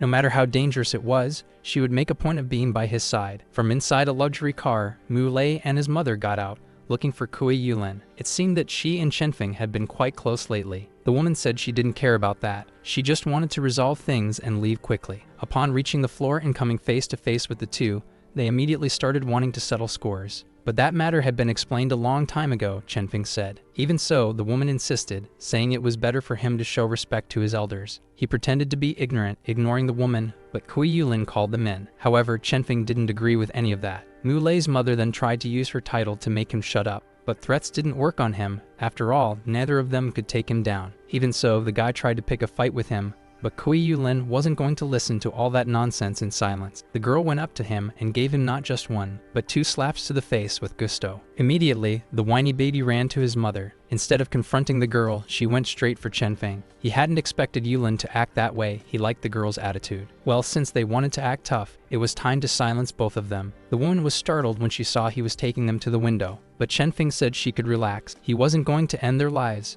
That was just the quickest route to the ground floor. Once down, he asked the driver to take them safely. The 2 troublemakers had fainted from shock. They then said their goodbyes, but unintentionally. He had also traumatized the driver when he jumped from the 16th floor without getting hurt while carrying 2 people. Kui Yulin asked if they would really be okay, and he replied that yes, they would just be in shock for a while. Moreover, the Mu family had fallen into the hands of the 2, who knew what they could do. Saying goodbye to the girl, he got into the taxi and headed to the address he had received earlier. When he arrived at the location, it was already dark. It seemed that Mu Zhao had told the truth. Sizi was indeed inside that building. The White Lotus was truly full of snakes. It seemed that the head of the Zhang family was irritated with her, but there wasn't much the assassin could do. The Mu had hired a security company. Zheng Bai was pressuring her. they were running out of time, it was better for her to finish the job quickly. If not, they would demand that she cover the costs they were incurring, no matter how. Sissy then said he had 5 seconds to remove his hand. Her father, who was giving her a hard time, was dealing with an assassin, not just any woman. Even so, his son maintained a sexist attitude, forcing the old man to formally apologize to her and making him do the same. And Sissy expected nothing less. In her past, the former master of the White Lotus had chosen her as his partner, but it hadn't been a mutual choice.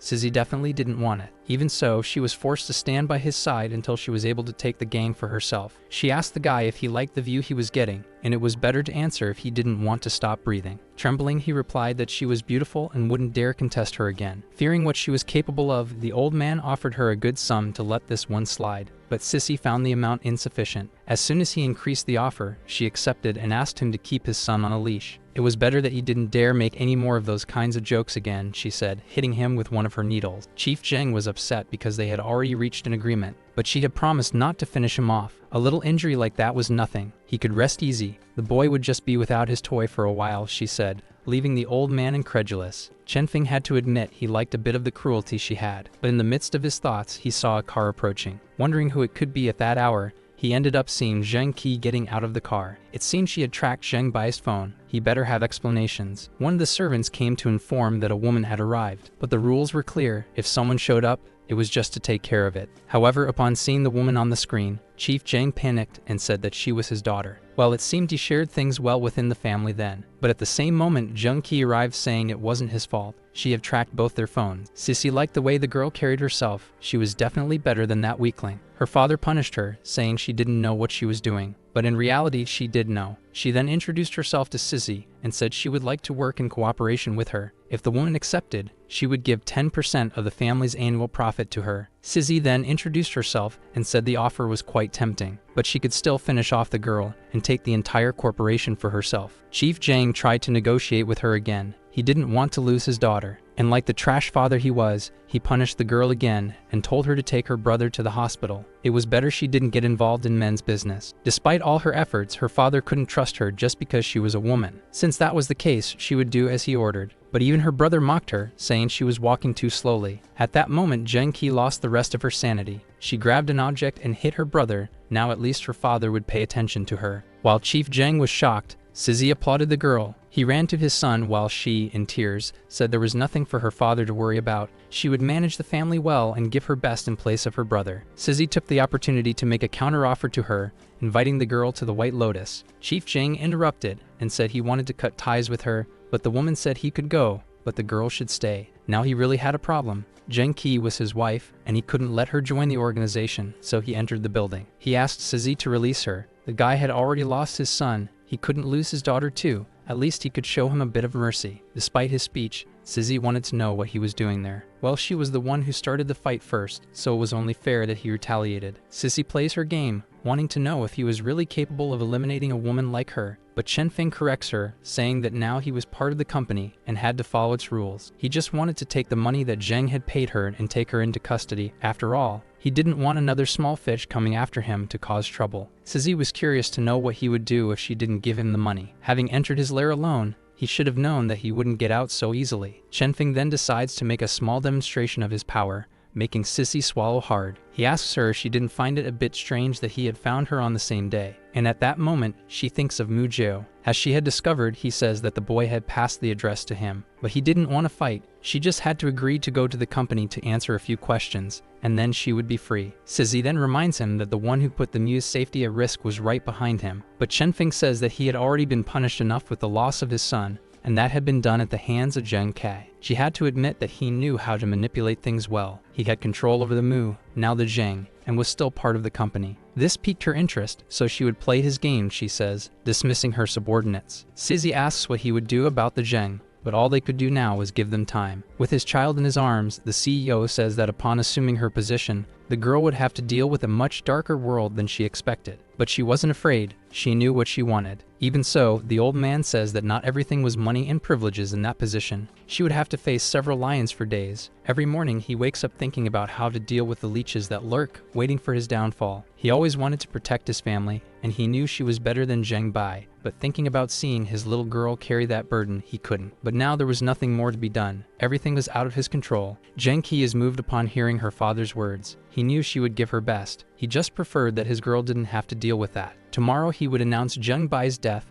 and officially transfer the leadership to her. He beats himself up, saying that he had failed as a father, and picks up his child. As he leaves, Zheng Qi reinforces that she would be the best leader the Zheng family ever had. If her father had one more piece of advice to give her, it was that Chen was strong. She had to make sure to keep him by her side, since they were together. That said, he leaves, leaving the girl behind. But soon after, Chen arrives by car to give her a ride. However, she declines, needing some time alone. He then leaves, and Sizzy asks if it was really okay to leave her there. But he says that Zheng Qi was strong. She didn't need to worry. Sissy changes the subject and asks what he wanted to know so badly. He then questions her about the spiritual energy of the blue star. At that moment, Sizzy halts. That was a secret of the Wudang Dragon and the Qingqing sect. Why was he asking her about it? Well, if he asked them directly, they wouldn't answer. He thought someone from the White Lotus might know. Sizzy says it wouldn't help to ask her. She really didn't know. He replies that he could pass on other information then. The White Lotus sect derives from the Lotus spiritual path. The founder ascended and left the blue star. He returned and shattered the dragon's veins. At first, the impact on the spiritual world wasn't felt, but after 2,000 years, it became clear how much the energy had diminished. It didn't make sense to attack the dragon's veins. Why had he done that?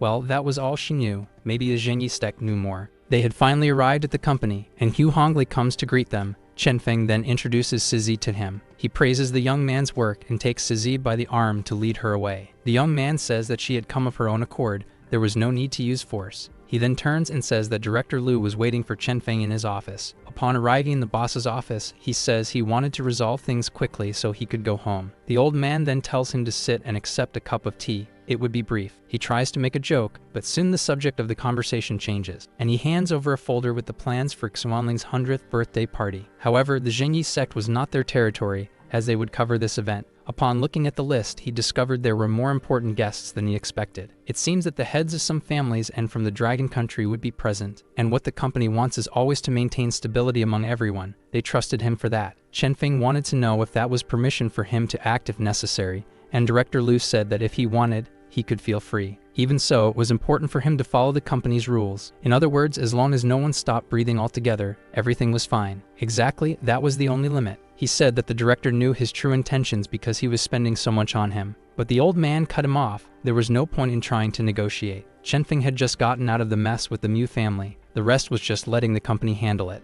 Moreover, he would only have help from those assigned to the mission. Xiaofan would be out this time. He accepted the job and said he would like to know about his partners in no more than 3 days. In the Wang family's room, the news about Zheng Bai had already arrived. Although they said it was due to a car accident, someone mentioned it was actually a stabbing, which made him think about the family having internal problems. Well, soon they would crumble. The old man had bet on his son and was now left with no one. Wang Zizong stood up, intending to offer his condolences to Zheng Qi. As expected of his son, always thinking ahead of his time, if he won her over, the company would also be his. The boy was feeling flattered. He really wanted to have Zheng Qi and the Zheng company in the palm of his hand. The next day at the Zheng mansion, Wang Zizong was offering his condolences, and he took the opportunity to ask the woman out. He would make a point of listening to her. She thanked him but declined the invitation. She wanted to be there for her family. Besides, she had other guests to receive. Seeing the two together soured Chen Feng's mood a bit. He didn't like that guy. Zheng Qi was surprised to see them there. She hadn't expected their presence. He then said he had come to pay his respects to her brother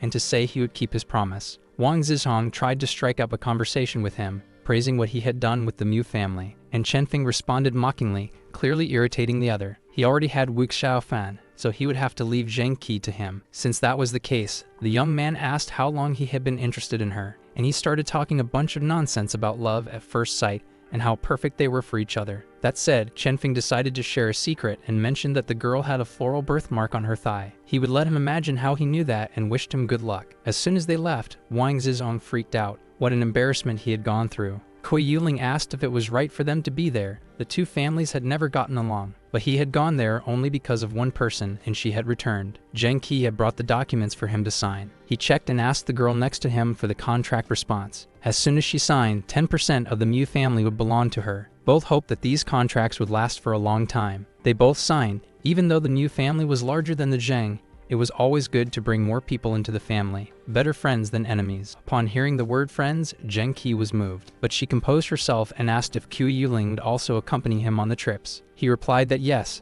despite her age, she was progressing well in training. However, with his answer, she ended up misinterpreting things unintentionally. Chief Jing Cheng asked to have a word with Mu Chenfeng. As it would be a private matter, he asked Kui Yuling to wait in the car. The young man had spent so many years as an illegitimate son. It was incredible to see his rise. He had to admit he once thought about how lucky Mu was to have him as a son. But this sentimental talk wouldn't work. He could get straight to the point. Well, the concern for his daughter was obvious, so he wanted to make sure that everything that happened between the families was in the past. As long as they didn't have future problems, everything was fine. They had just signed a contract where they divided 10% of the Mu profits. The old man then promised that as long as he was alive, the two families would always be friends. Chenfeng was happy to hear those words, but he needed to go. But he had one more request, to never leave his daughter behind. Well, for now he could guarantee that, but the future belongs only to God. He goes back to the car and informs Kui Yuling that in 10 days she would leave with him for Zhengyi. He just needed to ask for permission from Director Liu. The girl is happy to hear that. She has always wanted to accompany her master. Meanwhile, in another car, Wang Zizong was having a fit of rage. He felt humiliated by what Chenfeng had said. He wanted both of their heads now. He calls someone named Sima-san and asks for help to get some information. It seems the boy was a top-notch hacker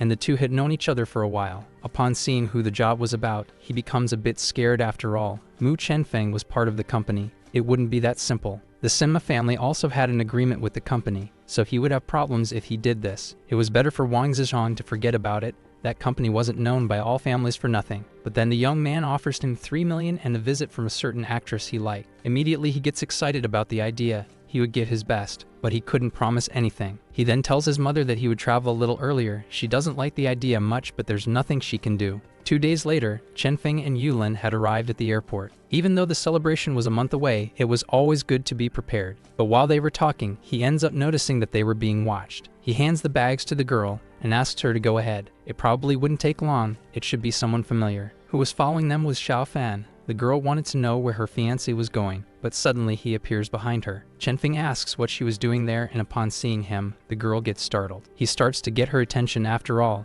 it was an important mission. But if he was going on a mission during a birthday, she would go too. After all, she was the representative of the Wu family. Lying, she says she wasn't there for him. But he says that if the girl wanted to accompany him so much, she should have said so earlier. Xiao Fan then says that she had a private jet they could use, and from a distance, Xiao Hu observed everything. He felt stirred every time he saw the two together. But there was no more time to waste. They needed to leave soon. As they boarded the plane, Xiao Fan says that her father would also be at the party and wanted to meet Chenfeng. He becomes curious upon hearing that. It didn't make sense for her father to want to meet him. But then she says that they were engaged. Their parents had already talked about everything and wanted to take advantage of the party to meet him. They had known each other for a while, so it made sense. Besides, she wanted to make a special request. She wanted to be the mother of his children. He is shocked to hear that request to him. They were just friends. Xiao Fan starts to flirt, and he regrets choosing to go on her private jet. Meanwhile, in another part of the plane, Xiao Gu wondered if the girl preferred slimmer men, but his servant says that the muscles suited him. Back at the Zhenyi sect, Zhuanling was getting irritated with his team in the mobile game, and when they lost, he accidentally broke his table. A servant arrives and informs him that the guest list for the party was ready. He then asks to leave it on the table and inquires if Chenfeng would come. He was interested in seeing the boy's reaction when he saw the guest. He asks for his phone back and excitedly picks it up to continue playing. Looking at the palace, he remembers that it had been 2,000 years since his master had broken the dragon's candles. Would this generation be able to reverse that karma? Xiao Fan comments that some family heads had already arrived. It was strange to have such an early arrival, but it was better to go in and welcome them. Arriving at a higher part of the temple, Chenfeng runs into several tourists. He wasn't used to a sect like this, so he asks Xiao Fan if she knows anything. It seemed that people usually went there to pray and ask for wisdom,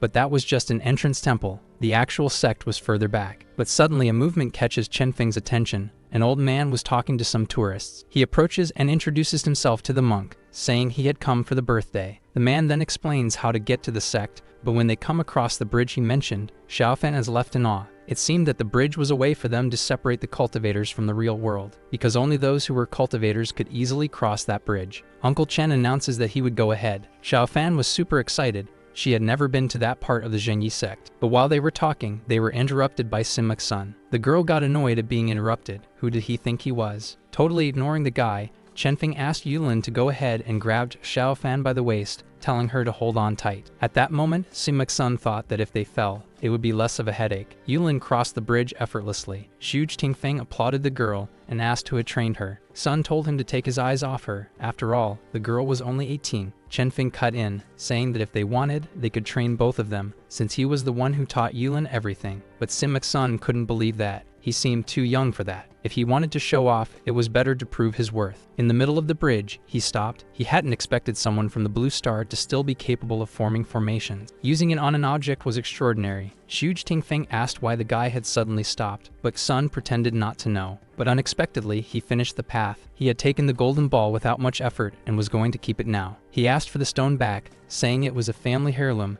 and angrily grabbed another object. But private fights were prohibited in the Zhenyi sect, Xu Tingfeng said. However, Xun was already motivated to go after Chenfeng. It was strange for someone to be so hostile right off the bat, so he called Hu Hongli and asked him to check on Sun Sima. Chao Fen then commented that she was feeling something was wrong. Everything seemed too calm, but he said it was normal to be calm in a place like that. After all, they were at the Dragon Sect. A message arrived, and he discovered that Wang Zijing had called Sun a few days ago. Back at the entrance of the sect, Xiao Hu had arrived at the point where lynching was. It seemed that the two already knew each other and hadn't seen each other for a while. The old man was happy to see him and commented that the young man should return to cultivate with them. But the redhead had a reason for leaving the mountain. Changing the subject, he wanted his help to intervene with Chenfeng. The old man seemed reluctant, but Xiao Hu had something to bargain with him. Thus, Liching wanted to know more about what was happening and how he could help. Meanwhile, in the guest area, the three had already been taken to their accommodations, and upon hearing about a training zone, Xiao Fan was excited to go. Chenfeng called Yulin to go as well. When they arrived, the girls watched and judged the cultivators fighting in the arena. It seemed like something was still missing in their training.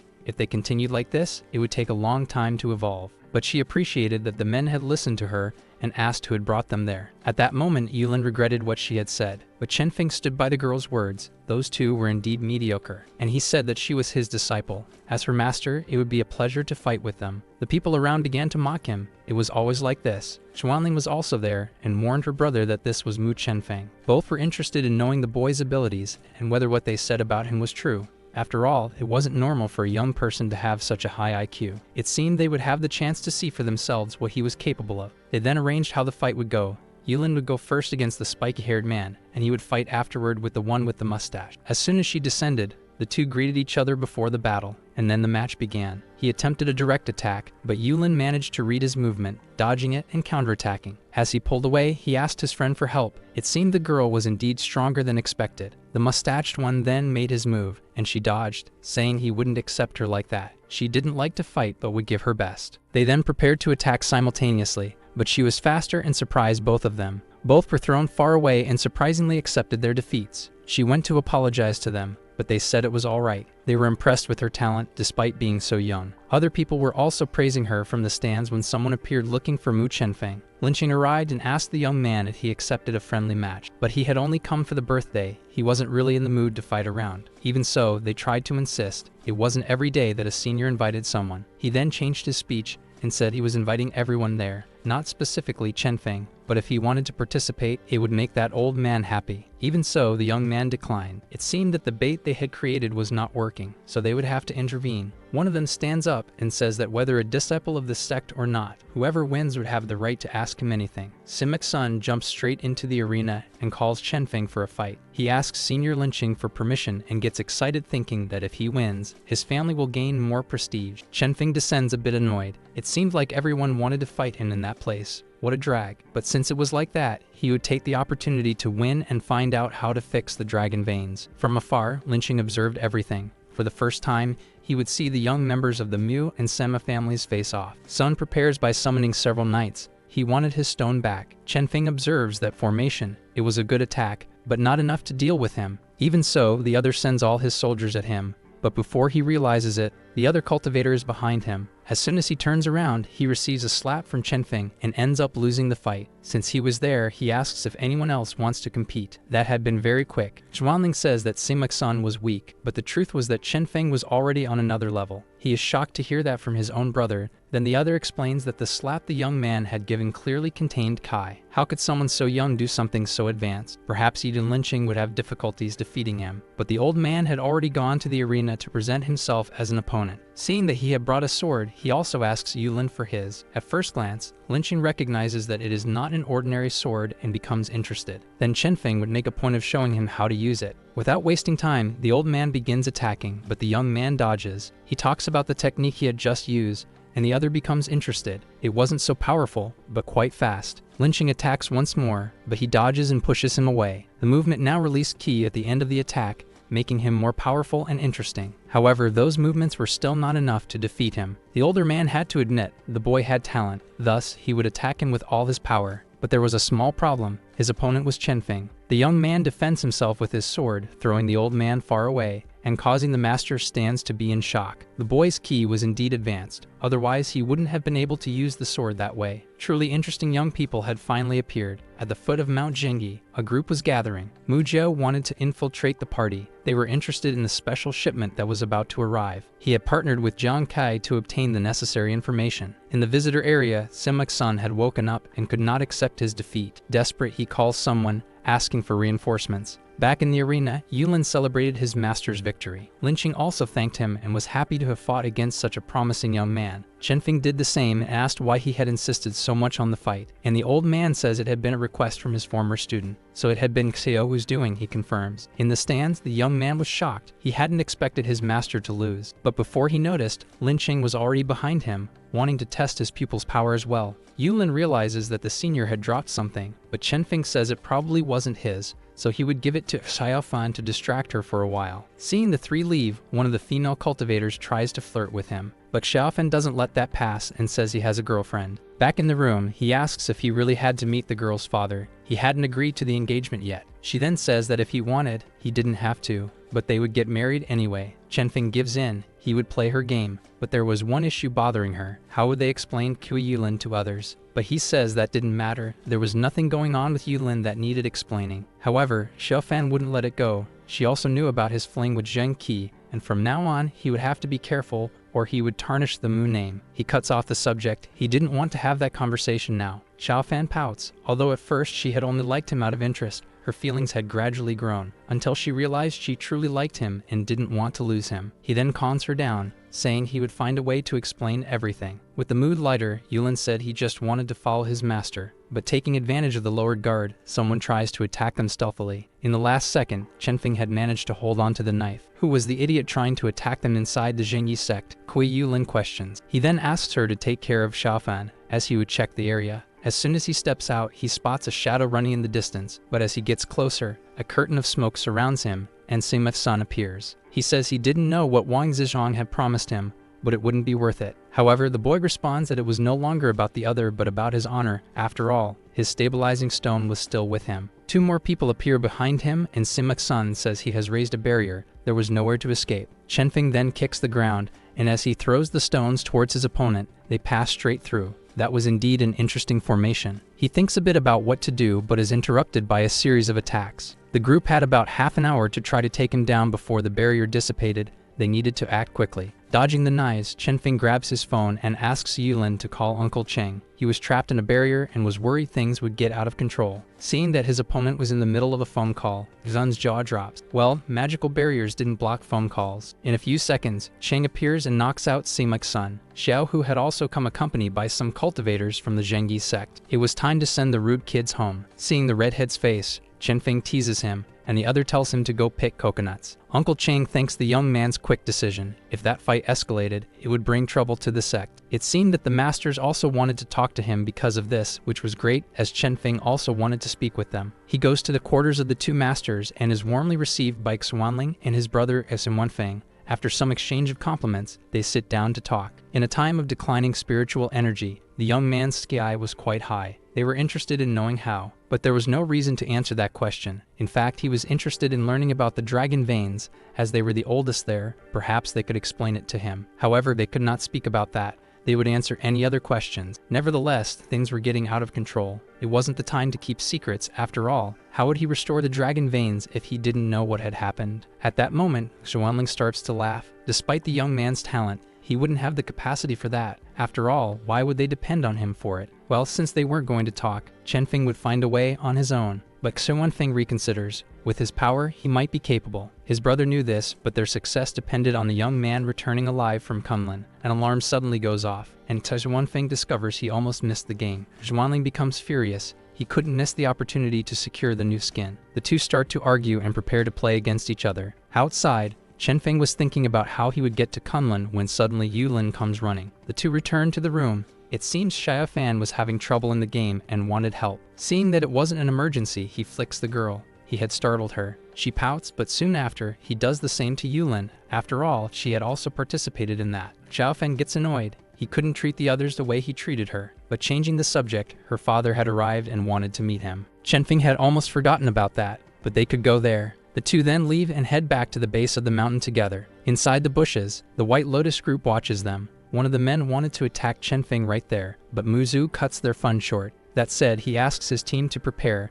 They would attack from both inside and outside the Zhengyi sect. It was better that they were ready. Inside the disciples area, Lin Qing and Xiao Hu were talking about Chen Feng. Even though many were dedicated, no one came close to the young man's abilities. But Xiao Hu was bothered by all those compliments, as he didn't like Chen Feng. His master then says they had to stay alert. Something was about to happen. However, the young man found it a bit impossible. After all, they were in the Dragon Sect. Yet a year ago, they had an incident with the White Lotus, but in the end, everything had been controlled by the Masters. Even so, this sect had a history of causing chaos, to the point that 2,000 years ago, the Master descended from the heavens just to deal with them and seal the magical artifact of the Lotus. Xiao Hu had lived for years in those mountains and did not know about that story. It was incredible to learn that his ancestor had been able to seal an entire sect. Well, if he had stayed a few more years, he would have heard about this story and the artifact. In the temple, Wu Jianguo was offering his prayers when Chen Feng and Xiao Fan arrived. He is asked to enter first, and the girl wishes him good luck. As soon as he reaches her father's side,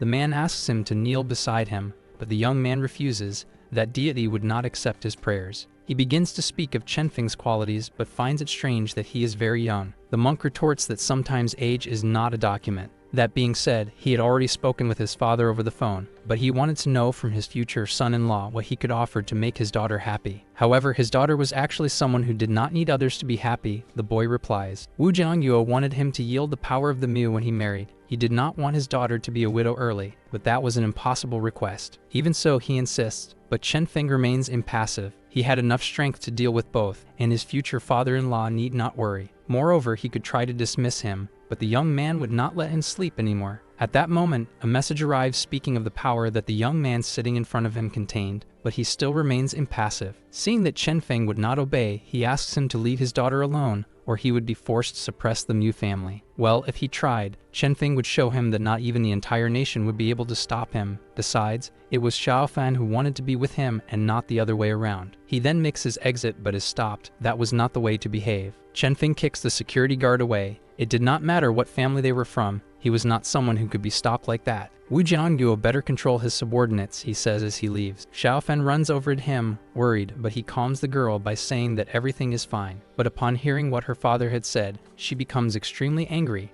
and Chen Feng stops her before she does something foolish. Inside the master's room, the two brothers were fighting over a game until they heard strange movement from outside. Both stop fighting but decide not to do anything for now. If it was a fight among young people, there was no reason for the older ones to interfere. Zhuanling agrees with his brother, but is curious to see how the fight will end. But Xiao Feng says that this would be work for Mu Chen Feng and not for them. Seeing his brother finish all his tea and ruin his teapot, the two start bickering again while Mu Ju observed things from outside. He did not expect the two old men to be fighting at that hour of the night. One of his subordinates asks about the power of the old men, but even with the chief explaining, he still does not understand. Well, they needed to continue the mission. He asks for two to stand guard, and if anything happens, they should notify him. In another part of the forest, the men were also waiting for someone. The blonde was Hu Lai, and he was nervous. They had to observe without being caught. Seeing that the younger one was scared, the other man tries to calm him down by saying that everything would be fine. They just needed to intercept the target quietly. He listens quietly, but then releases all his anger. He starts walking to try to clear his head, but ends up seeing the target right in front of him. Summoning his spiritual master, he sees the perfect moment to attack. From a distance, they observe Chen Feng and the girl. As soon as the fox senses the enemy's power, she asks if Hu Lai was trying to kill her, but it was just about restraining him. Upon hearing this, the final agreement is made. Xiaofan was walking calmly, still complaining about her father when she noticed that Chenfeng had stopped. He had realized that they had been walking in circles for a while. Normally the path would take 20 minutes, but it was almost an hour now. She clings to him and asks if they were trapped in the ghost world, but he was sure that no ghost would dare to haunt them. However, he was not sensing the power of a formation, but rather something more natural. She becomes even more frightened upon hearing that, and he then says that it seemed they only wanted to confuse their path. There was no need to worry. That said, he picks up the phone. The girl thinks he is going to call Uncle Cheng, but in reality, Chenfeng had activated the map's location. Normally, they would call a master for help, but with technology, there were easier ways to deal with that. He tries to free himself from Xiaofan, but she clings even tighter, and as they follow the map, out of nowhere, they notice a person running amidst the conversation. At that very moment, she tells him to capture the person, but that's not how things work. Hulai said they could try to figure something out, but the fox spirit knew that the two of them were not capable of handling it. The two then switched bodies again, but unexpectedly, Simak Sun was also running through that forest, and the two ended up meeting. He asks who the blonde was, and without thinking twice, he responds, stating his name and that he was from the Lotus sect. The two then exchange information. It seemed that the sect in Simak Sun had the same goal of eliminating Chenfeng. Thus, joining forces with someone was always the best choice, especially against someone strong like their opponent. The two end up lighting a cigarette and start sharing their stories and how much they hated Mu Chengfeng. Moreover, he had strong women by his side. If they could capture one, they could definitely bargain with their enemy. They finally managed to return to the dormitory area, and he asks if Xiaofan could investigate the guest's past, but it would be more efficient if he asked the company and not her. However, he didn't want to depend on them for everything. Kui Yulin asks if everything is okay. They took a while to return, but they only had a small setback, nothing major. Chenfeng then wishes the two good night and goes to his room. During the night, the two girls start talking. Xiaofan wants to know if Yulin likes Chenfeng, but the girl says she is just his student. There was no need to hide it. It was clear from her face that she did, commenced the older one, but both needed to remember that his position was not easy to follow. If Yulin wanted to accompany him for now, she would allow it, but they would have to talk later. The younger one feels touched hearing that, but suddenly a blade is thrown in their direction, and she protects Xiaofan. She didn't know how many enemies there were, but she would hold them off so the other could call Chenfeng. Thus, the two jump out the window, and Yulin tells her to run. But Simak Sun activates a barrier formation to trap the two. Even so, Xiaofan tries to run while the other girl tries to buy time. The two then start to fight, but as soon as he activates his power, the young girl hits him with a piece of wood. This makes him even angrier, but since she couldn't deal with him through magic, she would take advantage of every opening to defeat him with brute force. But she wasn't expecting another opponent to appear and ends up being caught off guard, falling into an illusion. Simak Sun felt vindicated, but they needed to get out of there quickly before they were caught. From a distance, Chenfeng observed the chaos, but suddenly Xiaofan appeared, desperate, at his door. She tells him what had happened, and as soon as he hears that Yulin had stayed behind for the others to escape, he runs out. Upon arriving, he notices the natural energy from before and the residue of a barrier. Initially, he didn't want to cause trouble in the sect and would leave it for Zheng Yi to resolve, but now they had gone too far. Suddenly, Master Lynching arrives accompanied by some disciples. He had received a report of two men carrying a girl and apologizes for the delay. His disciple had disappeared right under their noses.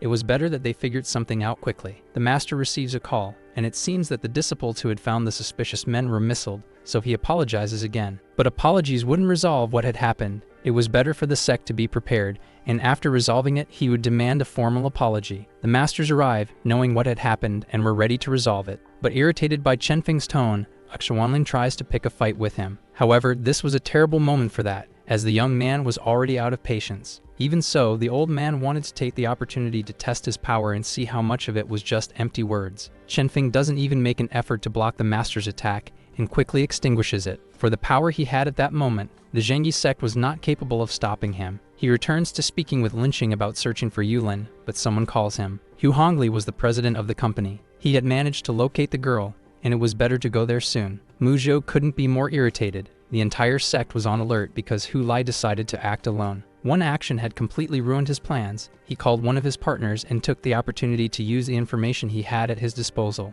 Turning to Xuan Feng, he said he had discovered the identities of the two kidnappers. It was better that they were able to find the girl before dawn. Xuan Feng observed the type of cultivation of the young man and asked if he was practicing the three paths. But his cultivation method was not the issue that mattered right now. Zhao Hu and Xiaofan arrived at the location. The girl was clearly worried about Yulin. However, the situation was very dangerous. It was better for her to stay out of it. The girl passed out, and he handed her over to Xiaohu. He He needed him to take care of her for now. Even knowing she would be upset when she woke up, it was better than her losing her life. Chen Feng then began to command the disciples of Zhengyi. He and Uncle Cheng were sitting at the foot of the mountain. It was almost dawn. Being in another sect and having received her location, he let them handle it to avoid further problems. Cheng knew that if he decided to break the rules, there was no way to stop him. He would be by his side. But the young man understood that, in the end, what happened was not Zhengyi's fault. The older man offered him a cigarette to relax, but Chen Feng wasn't interested. While they were talking, Zhu Tingfeng approached and asked if he could join them. He explained that he had the knowledge to break the barriers of the Sima family and wanted to help. But Chen Feng declined the help. He didn't want another family involved. Zhu Tingfeng insisted a little more.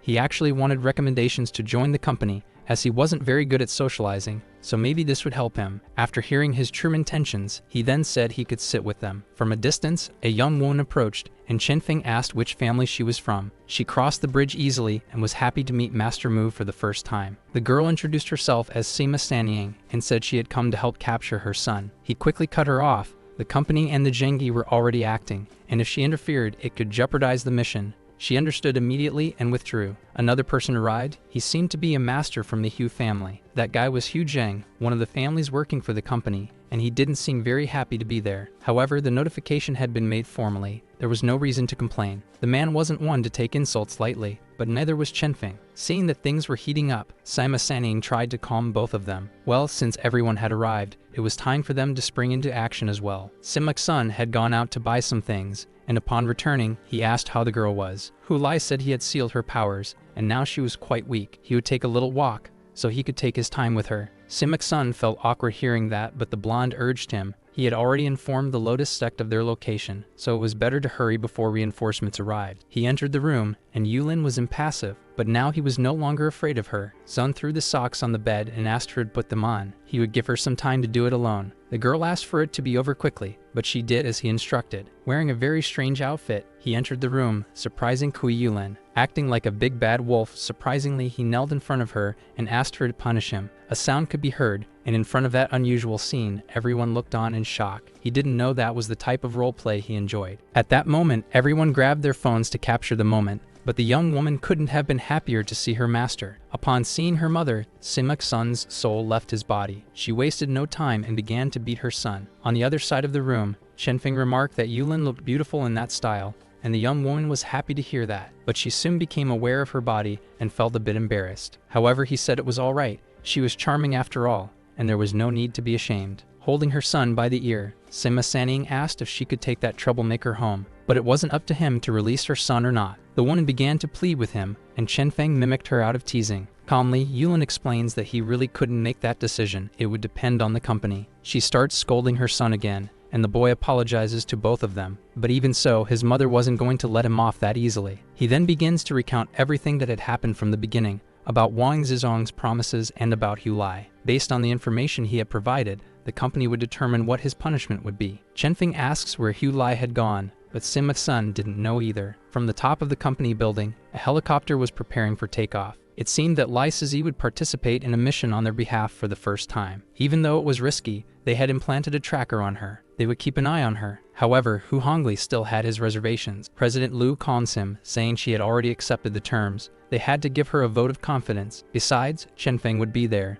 Sizi wouldn't be foolish enough to cause trouble. She had just gained her freedom. She wouldn't throw it all away. They needed to leave soon, or they would be late. The president gives a few commands to Hongli, and the two depart. Hu Lai was returning from his walk when he noticed the sect's servants in front of the hotel where they were staying. Hu Jing appears behind him and says that the young man was surrounded. It seems that the two knew each other, but the young man had chosen to follow a different path and decided to confront his relative. It was sad for the elder to see a genius wasting his youth like that. Inside a building, Zhu Tingfeng raises a barrier around the two, allowing them to fight without external interference. The elder activates the fox spirit and says they needed to subdue the young man in front of them. The two begin to fight, and the boy charges at him. Both were familiar with each other's movements, as they fought using similar techniques, which kept things somewhat balanced. From a distance, Chen Feng watched the battle. Interested in that power, due to the drop in ki over the years, using the nature spirit had been a good idea. Hu Lai tries to escape, realizing he wouldn't be able to handle the elder, but Chen Feng was already expecting that and hits him with a coin. No one had said he could escape. Everyone in the Dragon City would have to answer to the company. Or if the boy preferred, he could deal with him right there in front of everyone,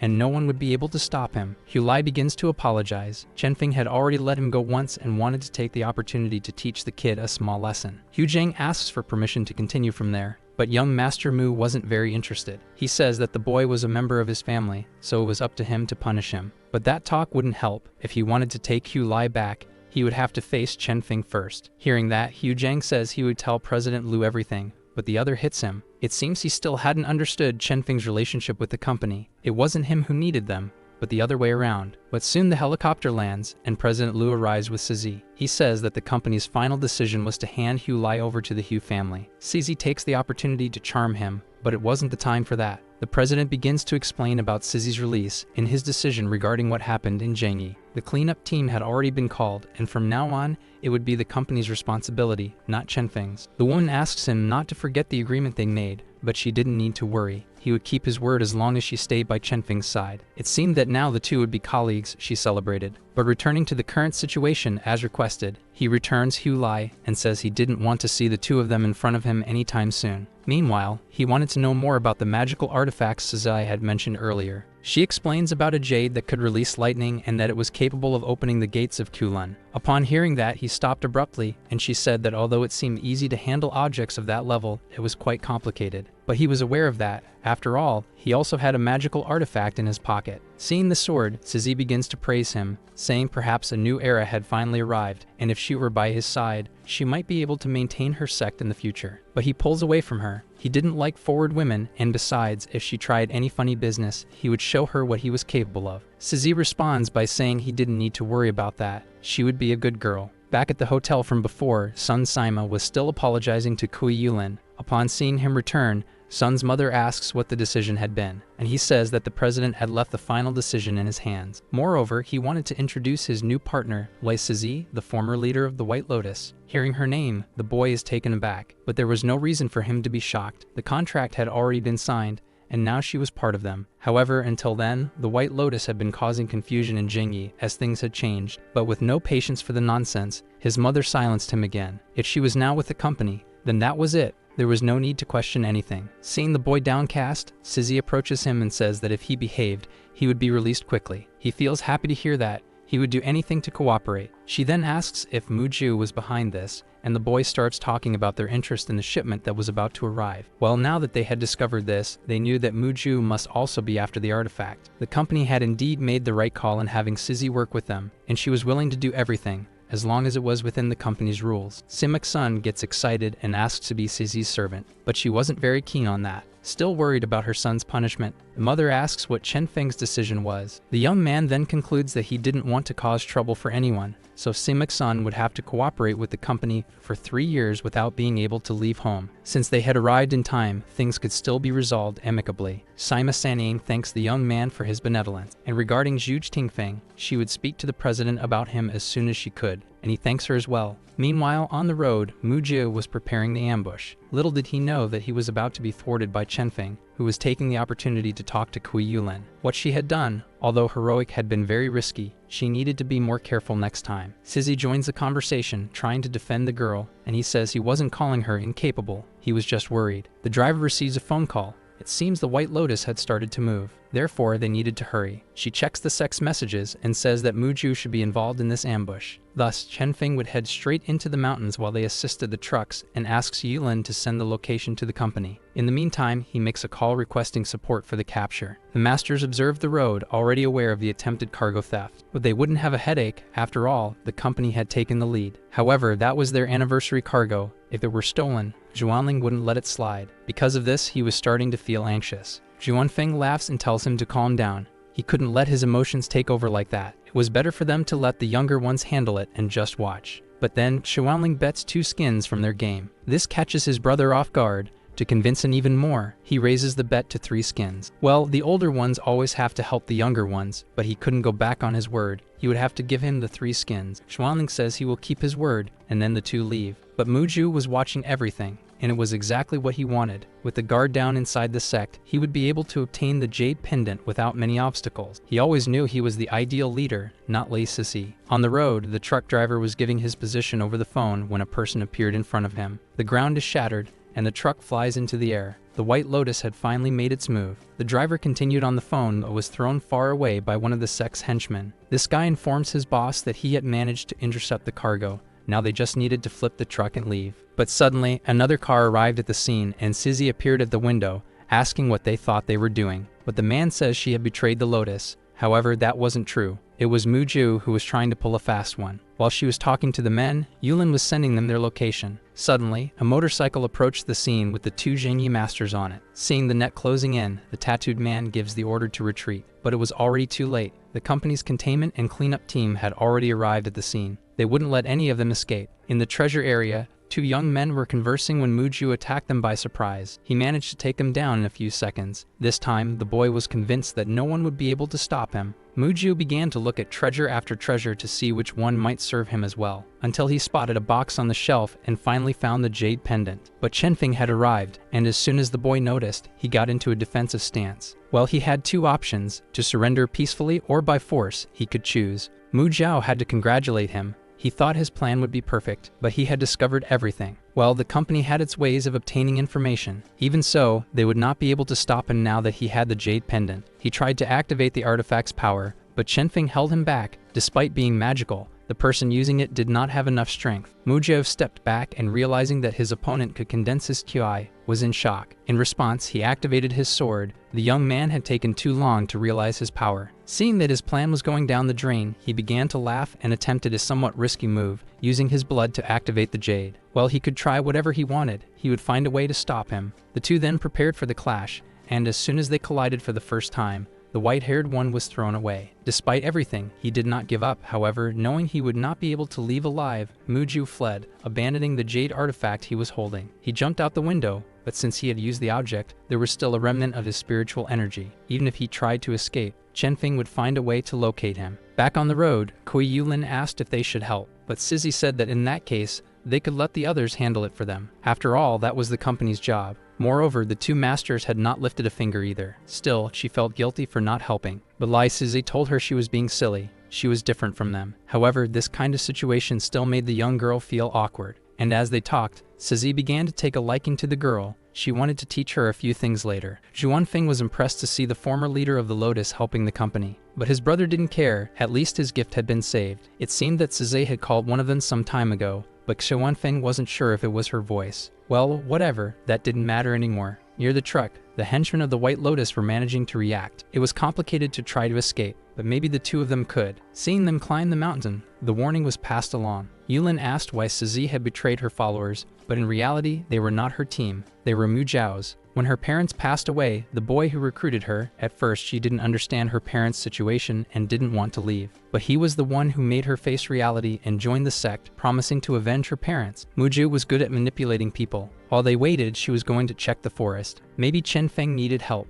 but as soon as she entered, she ended up running into Muju. He looked quite worn out. At the entrance of the sect, a woman was climbing the stairs. It seemed she had been the informant for the White Lotus, and yet everything had gone wrong. She then thought of another plan, but coming down the stairs was Chenfeng. Seeing someone coming, she took the opportunity to ask if everything was okay with the sect, as she had noticed some strange activity. Chenfeng asked who she was, and the girl introduced herself as Lu Zhen and said she had come for the birthday. He also introduced himself and asked the girl to accompany him. It was dangerous to stay there. The girl followed him, asking him a few questions about the company, but he was short on time. Until she mentioned that she had spotted two people in the forest a little while ago, she had gotten scared and left. Chenfeng then asked her to take him there. While they talked, it seemed that Muju was responsible for the death of Sizzy's parents, but he said that the methods do not justify the means. She is strong today because of him. However, Lai Sizzy could have had a normal life if it weren't for him, so her anger towards him was monstrous. He dodged the first attack, but he was very weak. Taking advantage of the moment, the woman struck his leg. She also had a secret. The ambush that the previous leader fell into had been her fault. Mu Zhao asked how she had the courage to betray the sect like that, and the truth was that Lai Sizzy felt disgusted by that man, so he got what he deserved. She screamed,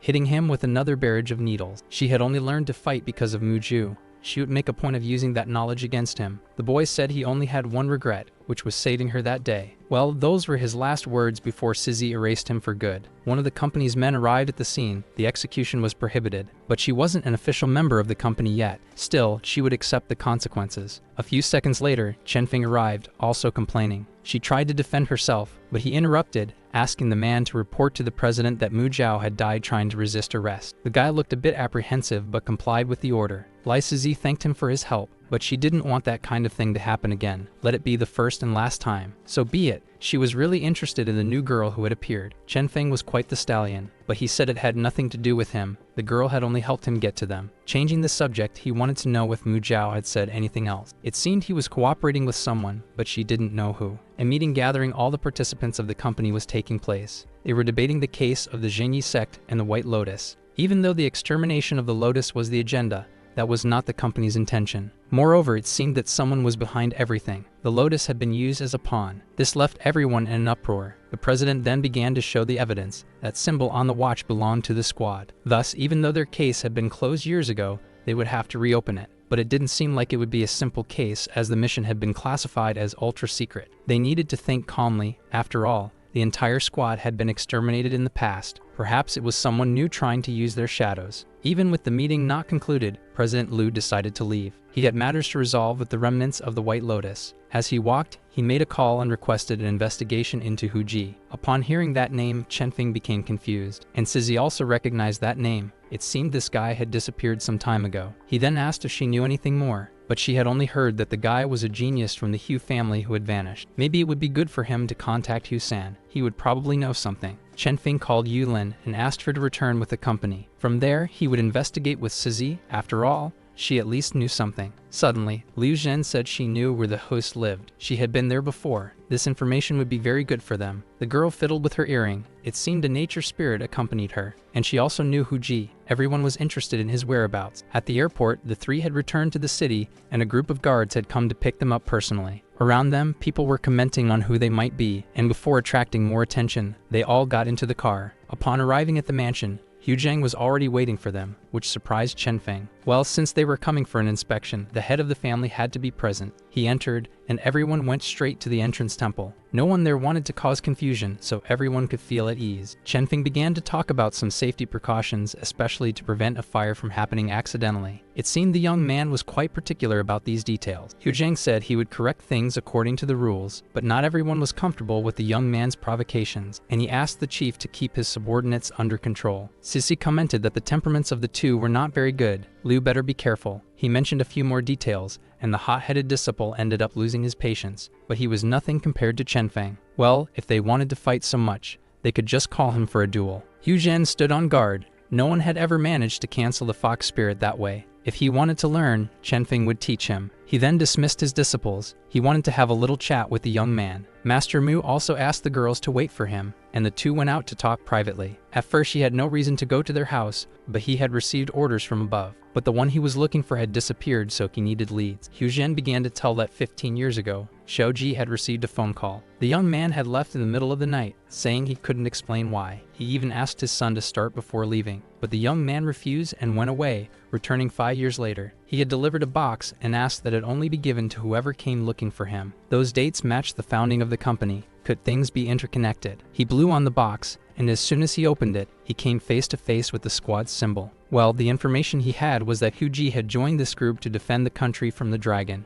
and it seemed that the diary contained the details. It described his battles and the restoration of the dragon's vein in Kunlun. Hu Zhen couldn't be happier to hear that his son had been a hero, but it seemed there was a missing part, and this could be related to the disappearance. However, the old man hadn't opened the box since he received it. Chen-Feng believed in him and thanked him for the help, but Hu Zhen asked him to wait as Hu-san wanted to meet him. In Yanbei, Xiaofan complained about not being able to leave the house. She had even had her phone confiscated. She couldn't believe it. Uncle Chang tried to calm the situation. Her father had his reasons, but the girl didn't want to hear it. She was upset nonetheless. She asked about the Wang family, and it seemed they had already been controlled. Well, at least she had some good news. Chang also passed on the whereabouts of Mu Chen-Feng to her, and if he was in an investigation, she would find a way to help him from the outside. But it seemed the Mu family had also participated in the squad, so they had to be cautious. but she couldn't care less whether her father would like that or not. For Chen Feng, she wouldn't mind getting her hands dirty again. Back at the Hu mansion, they talked as they headed to the master's quarters. From there he had to go alone, but upon arriving he discovered that Hu-san was quite different from what he expected. Well, with the reduction of spiritual energy, it was difficult to maintain his true form, and he had to congratulate him for achieving ki condensation at such a young age. But he had no time to waste. He wanted to know why he had been called there. The fox began to share more about Hu Ji. She wanted to help with the investigation after all. He was her golden disciple. When he returned to the temple, he had told her he was going to Kunlun, but he never came back,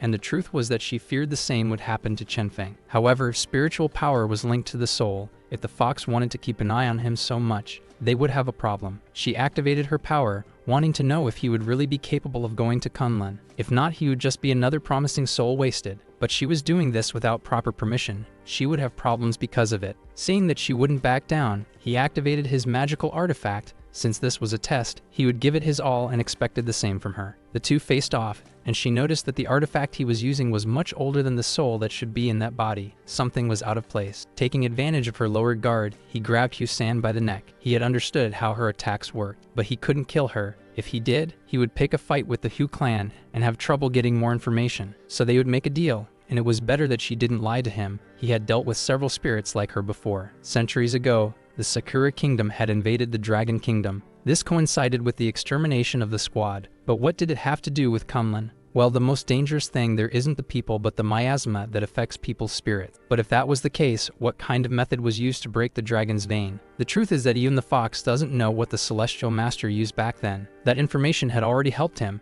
It was better that she and her descendants helped him from then on. Meanwhile, at the Zheng Family Corporation, Zheng Qi was coordinating things very well along with the Mu and Wu families. Suddenly, a young man appeared saying he wanted to speak with her, and the guards went on high alert. But he sent the man flying and said he wanted to talk to her alone. Well, since it was like that, at least she wanted to choose the location. The two then got into her car and went to a restaurant. He asked if she wasn't afraid, but the young CEO knew very well how to defend herself. Thus, he says he was sent by Madame Wu and wanted her to take him to Yanbei. But she wanted more information. She couldn't travel just like that without knowing the reason. Well, he was only there for the money, and it seemed to have something to do with Mu Chenfeng. Zheng Qi says he would go, but he would need 2 days to organize the company's affairs. They set the meeting place and leave. As soon as he returned from the conversation, he gathered with the girls and they went to the guest area. He was a bit worried about staying there. After all, he had caused problems earlier. But a girl arrives and asks for their suitcase. She accidentally knocks one over and apologizes, but puts something inside his suitcase. Chenfeng notices the strange movement, and as soon as he questions her, the girl runs away. Lai Sizi offers to chase after her. They needed to find out who she was. It seems she had put a phone inside the suitcase, curious.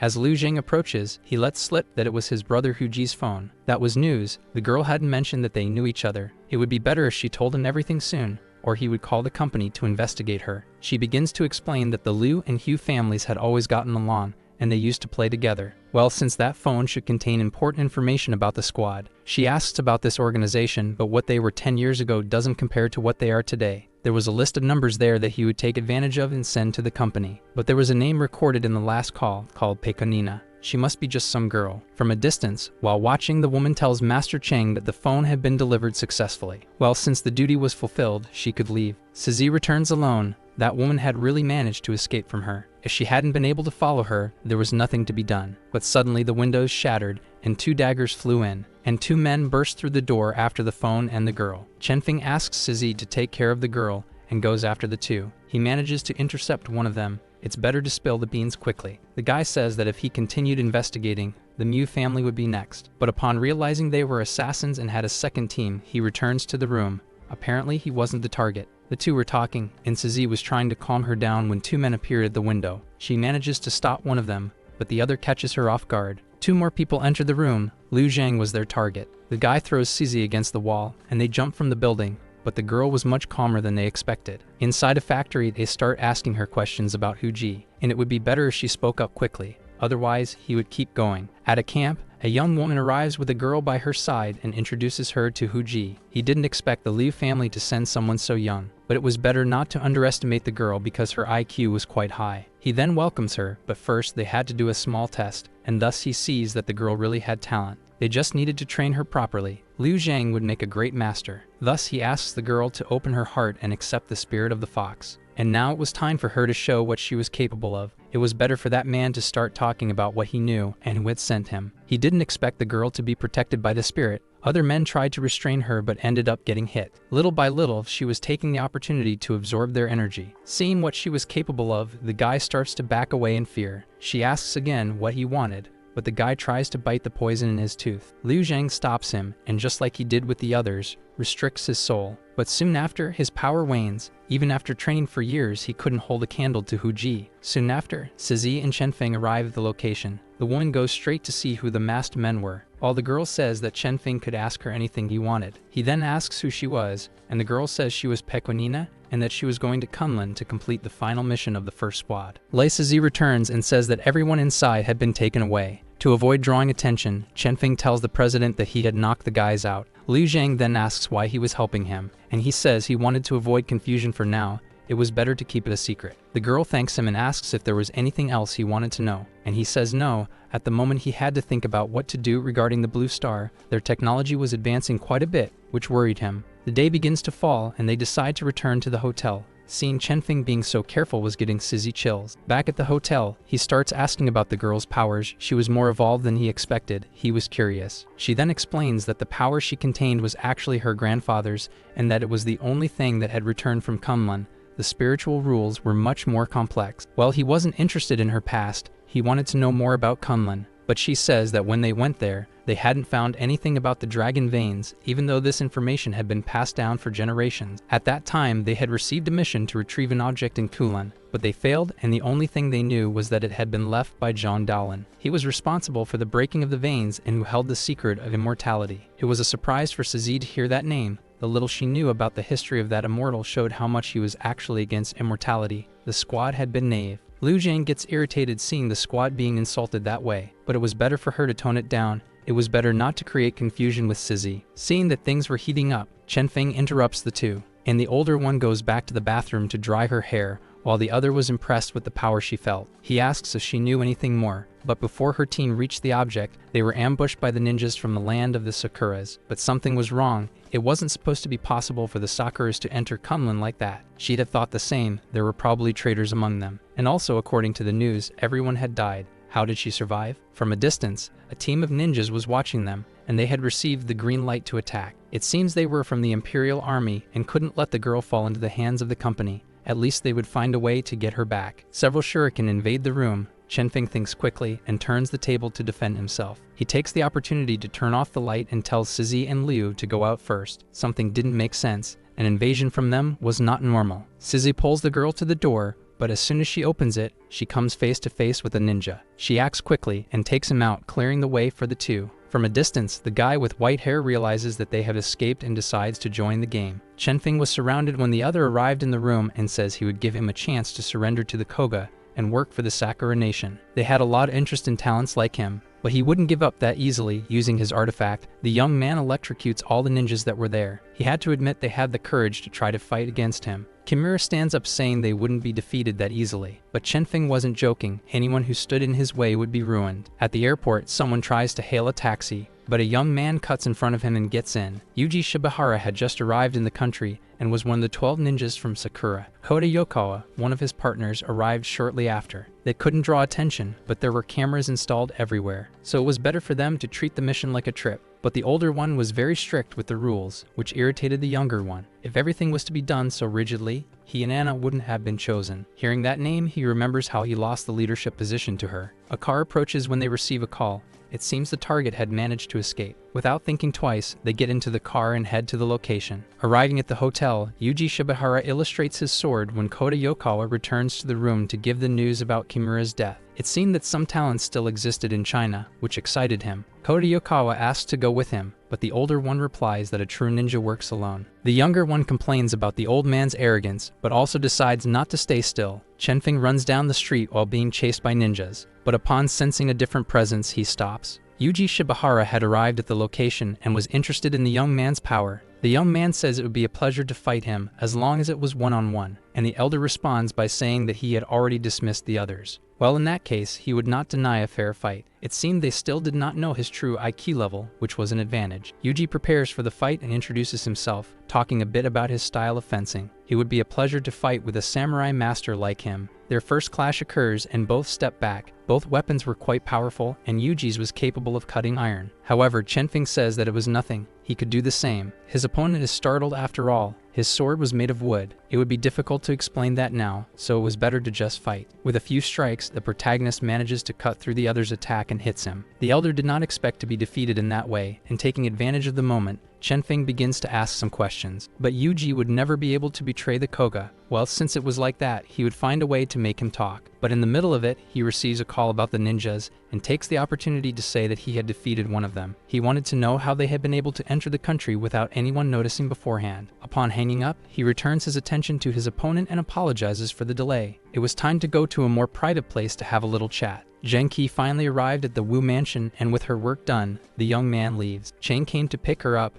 and they greet each other. It had been a while since they last saw each other. As they walk, he explains about Mu Chenfeng's current mission and how, unfortunately, Shou-fan and he could not help the young man at the moment. He asks her to sit down and explains that she had been chosen precisely because she was the most capable person her master knew at that time. Genki questions whether this would not make her jealous, but Uncle Chang tells her not to worry about that for now. He hands her a tablet with the necessary numbers and confidential information, but as soon as she sees the content, she regrets agreeing to come there. However, everything they had done was for the sake of saving the Wu family at the time, and with this knowledge, she could decide how to help Mu Chenfeng. He was dragging the samurai when a car appeared. He thought they were reinforcements from the ninjas, but in fact she was not an enemy. The girl says she was sent by Madame Zheng and that she had arranged a house for him, but Chenfeng was still suspicious. Then she says something that only Zheng Qi and he would know, which makes him a bit flustered. Once at the location, it was time for him and the elder to have a good conversation, but he would not give in easily. He knew they would soon notice his absence. Well, he wanted to see how good the Sakuras were. Yuji says that cheap tricks would not work on him,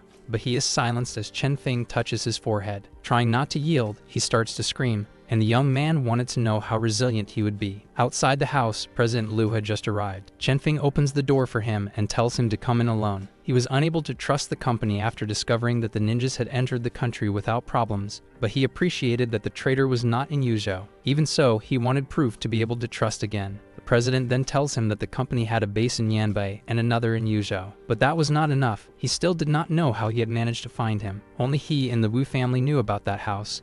In this, the company was left out. And returning to the topic during the meeting, he suspected that the possible traitor was in Yanbei. According to what he knew, the people of Kunlun did not have powers, but since they cultivated, it seemed they were capable of achieving immortality. And until Chenfeng joined him, the president was skeptical about this. He also knew about the intention to restore the dragon veins. Well, it was interesting to hear that. As long as his motives did not interfere with those of the company, Liu would turn a blind eye. That said, he would take care of the samurai while he went to Kunlun. The two then finalized the agreement, but if Liu was lying, he would end Yuzhou and make sure to finish Yanbei. Liu Jing had finally managed to shake off some ninjas. They were really good at hunting people, even making the two separate. But suddenly a guy comes toward her and offers help. But she could identify that smell from miles away. He releases his mana to protect himself, and she charges at him. The two start to fight. When he tries to poison her, the girl pulls away. Yukama Kauta introduces herself and says she was part of the 12 ninjas. Even though she had diverted the steam from her poison, it had taken effect, and gradually her body's ki was being sealed. She remembers in the past,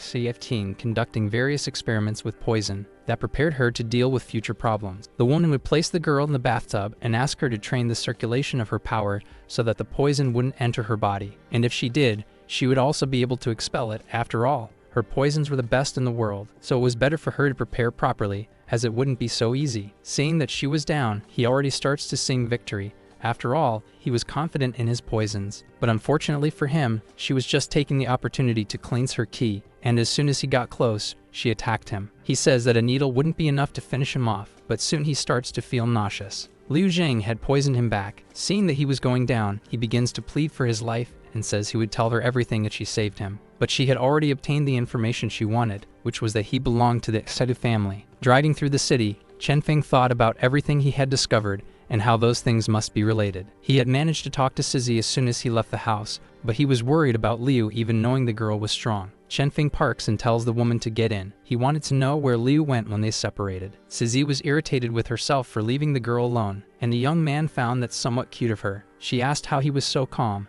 and he said he knew they would find her safe, so she could relax. Well, now he was aware that the girl was the target of the ninjas. When they turned the corner, they found a man lying down. He was one of the ninjas and had clearly been poisoned, but there were no enemies around. It seemed he had come alone. Yulin appears and says that the ninjas around had been contained by the company, and that this was Yukama Kauta. Sizzy is shocked to see that she had evolved more in just a few days. But Chenfeng wanted to know what she was doing there instead of being at school. It seems the company had taken care of that and asked her to accompany them. Moreover, there was information that the 12 Kuga ninjas had infiltrated the country. Well, at least now there were 2 less. Thus, they would head to Kunlun. The girls could go by car, and he would take the train to see if they could stop him along the way. Sizzy asks about Liu Zhen, but he says she was probably heading to the same destination as them. They would surely meet. Uncle Cheng arrives with new information for Zheng Qi, and that everyone was on their way to Kunlun, but she was very engrossed in the stories of the past. He questions her about being so calm, and the woman says she knew how strong Mu Chenfeng was. There was no need to worry. Furthermore, the traitor behind everything was more important than their trip at the moment. It seems the Wu had a partnership with the Xu, but to this day they didn't know the name of the traitor. Well, from the information they were looking for in Kunlun, it should be with that person. To learn more, she would need information from the seniors who left the country. It was difficult because it was a company secret, but Zheng Qi knew that this wouldn't be a problem for the Wu to obtain. Already on the bullet train, Chenfeng was observing the scenery when a girl approached him.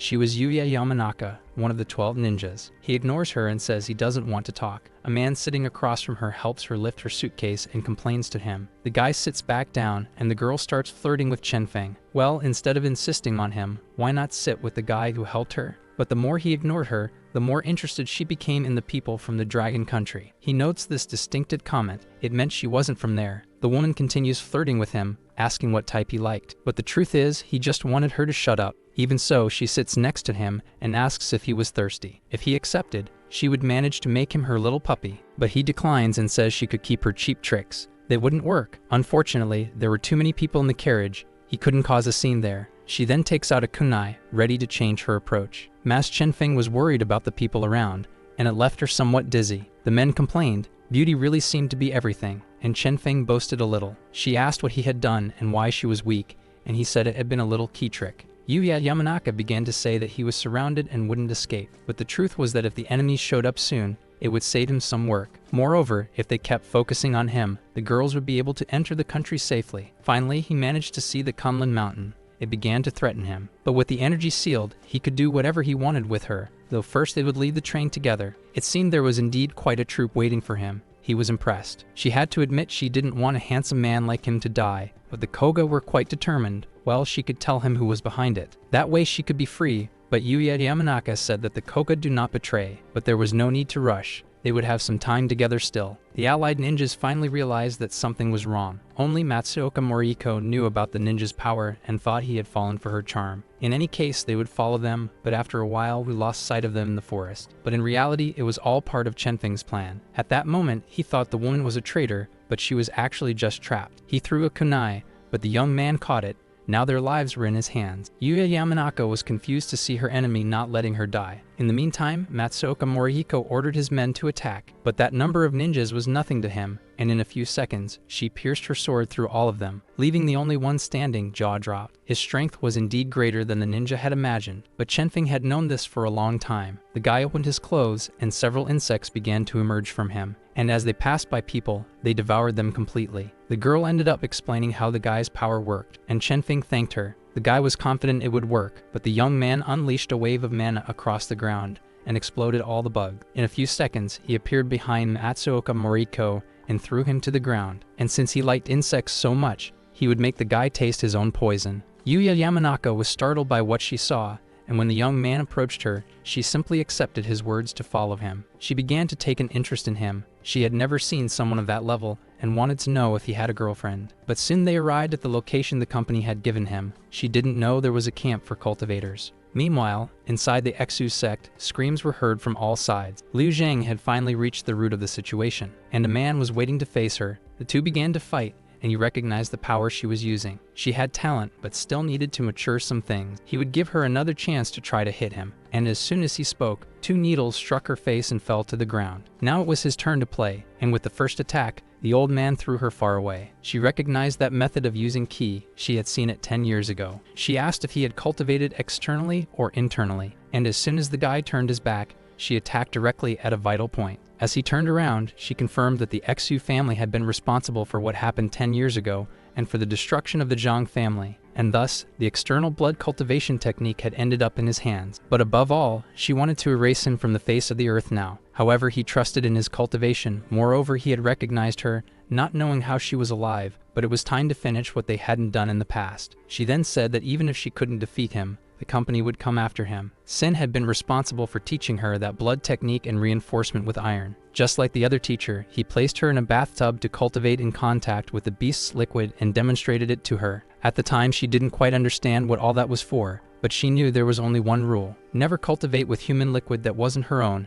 and besides that, she was taught where the vital points were. Every technique had an Achilles heel. So just like her opponent, she was also capable of using the same technique he had stolen, and with just one attack, she ended his technique. The energy resonated with his own energy, and gradually his body would become a puddle. But once, a coward knelt before her, begging for mercy, and he said it was Shizon who had asked him in the past to call the ninjas. He was behind everything. Well, he would have the ability to share this news with the squad in the other world. Genki had just discovered that Shizon had escaped from the hospital about 3 days ago, which was very suspicious considering the recent events. Someone appeared calling her and saying they were under attack and needed to flee. The guy said they would return to the Wu, and Cheng was already on the way. But she found it strange. If they had found her, they probably had anticipated this attack. Therefore, they would go to Kunlun to meet with Chenfeng. Chenfeng was still shocked by the camp when Wu Ningning opened the door. He welcomed the two and invited them to come in. The woman felt a bit apprehensive, but he told them to continue investigating. The young man took the opportunity to ask for every little thing.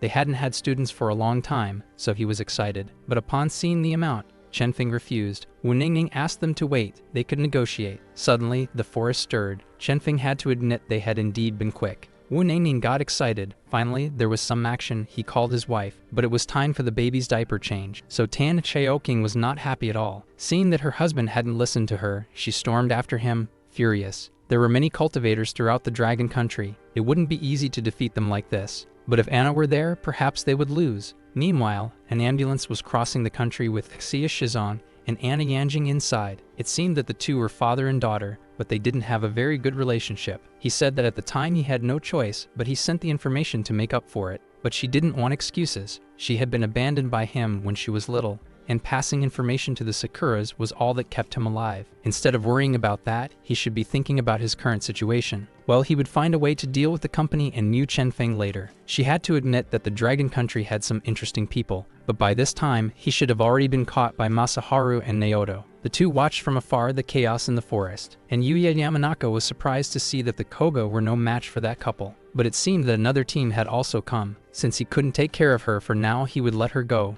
It was better to get out of there. Unexpectedly, the girl began to undress. It seemed that this had to do with her power. She provided information about the snake ninja and disappeared. But now it was time for the truth. Using his aura, he forced the two to come down from the tree. Kamikawa Masaharu and Ishii Naoto had appeared. He was surrounded by snakes. Kamikawa Masaharu was the first to attack, and Chenfeng was curious. He cut the snakes around him, but while he was in the air, he was attacked again, and as expected, he dealt with all of them. The guy didn't give up, but Chenfeng was already heading towards him, saying that his techniques were indeed interesting but not good enough. Masaharu managed to protect himself and made a new invocation. Now he wanted to see the big shot escape from that. But for Chenfeng, that was small fry and easy to handle. He threw his sword, and Ishii Naoto managed to stop it at the last second. The senior's technique was similar to the human liquid fortification cultivation. He had to admit they had talent, but they lacked improvement. Well, they wanted to see if his words were really true. To show what he was capable of, Chenfeng summoned a bow of swords and launched them towards them. This time, neither of them was able to defend themselves. From a distance, he noticed a car approaching,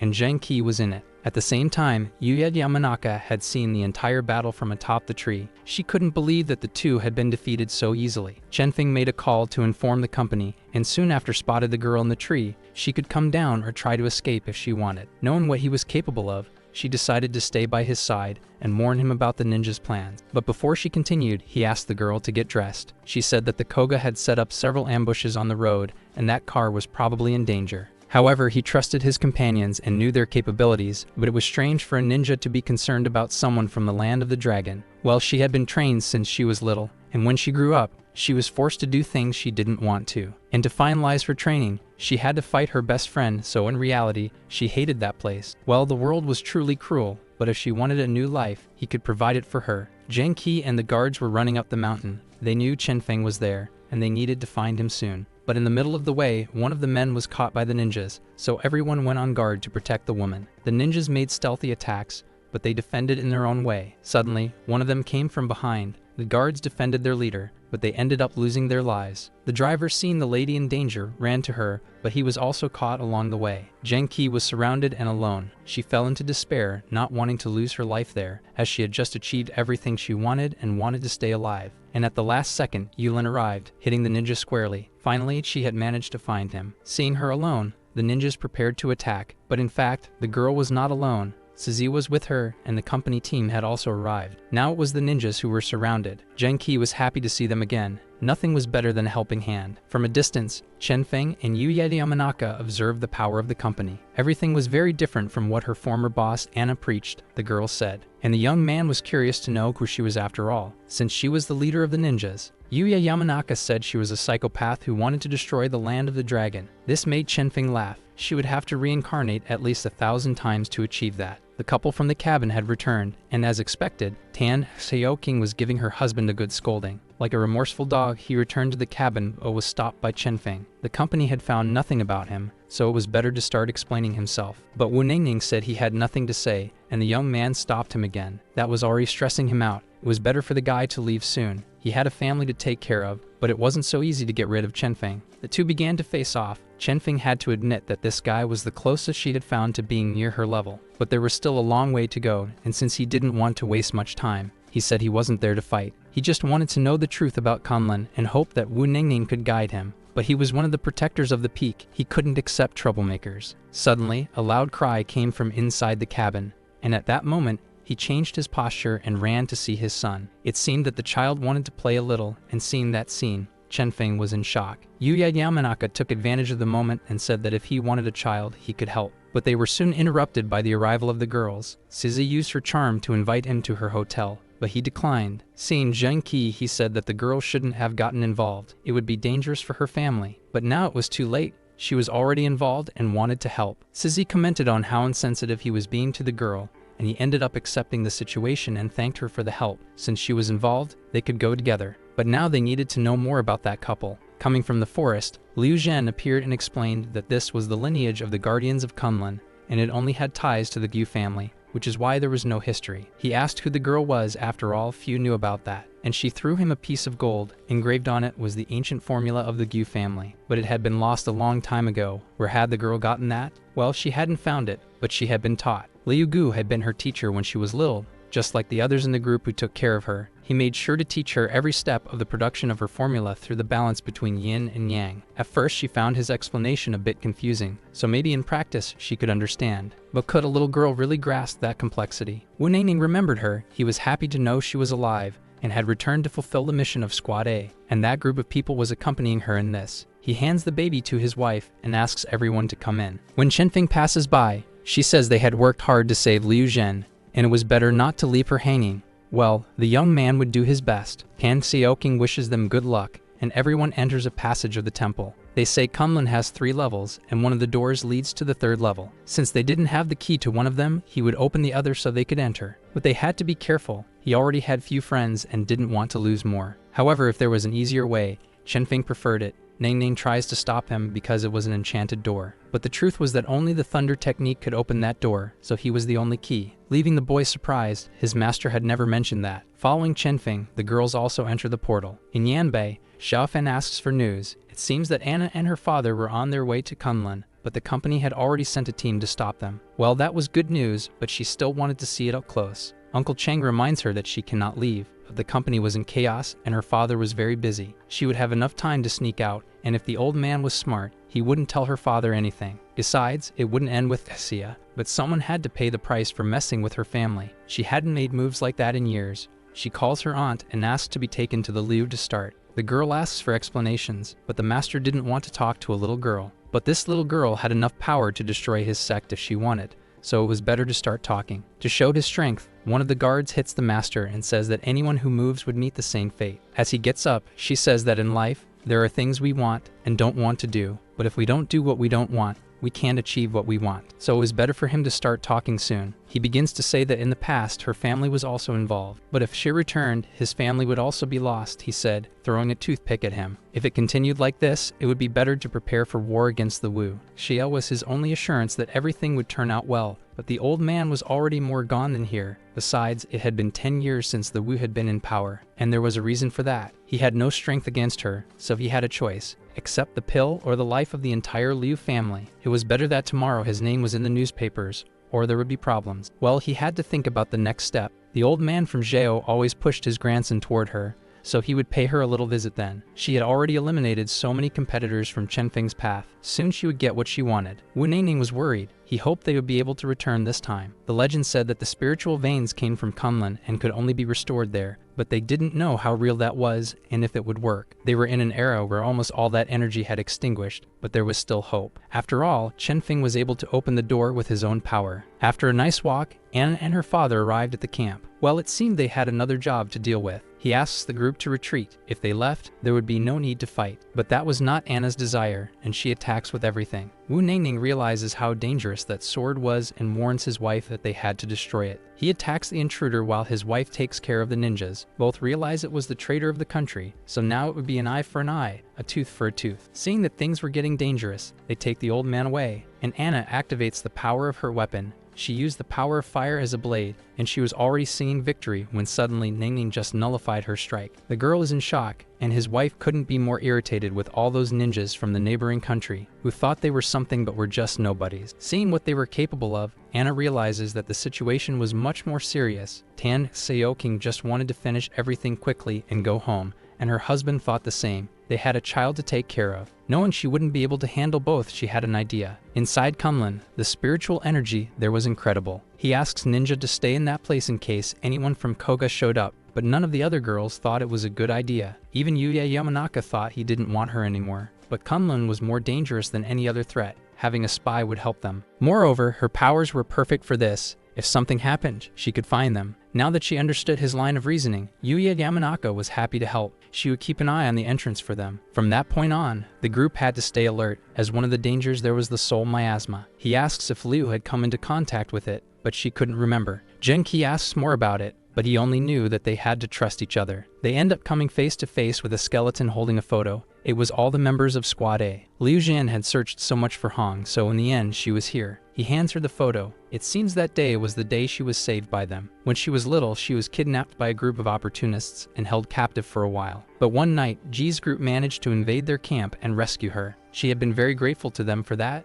and unexpectedly, Han wanted to take the opportunity to capture the moment. Chen Feng offers her a tissue, but the girl declines. They needed to move on. He comments that she needed to be careful with her feelings, but she replies that it was none of his business. Still, they were in Kunlun. They had to be careful with negative feelings. He had done research before they entered. If a person had a very strong feeling of hatred or revenge, they could have problems. Yulin was also worried, but it was better to let her breathe a little. If things went off track, he would find a way. Anna's team had somehow managed to get through and were in Kunlun. Until then, she hadn't seen anyone from Squad A or Mu Chenfeng. Her father also found it strange. It was better for Yuya Yamanaka to guide them on the right path. As soon as they entered, she had spared the girl's life precisely because she knew she had information. So it was better that she was telling the truth or she would change her mind. When they reached a portal, Anna's team also arrived. Liu reacted instantly. Anna tried to hit her, but the girl dodged. Her cuts could be deadly, but they were slow for her. As soon as she kicked, the enemy defended. She also found her kicks very arrogant. She had been taught that only a calm ninja could catch their prey. But Chenfeng stepped in front,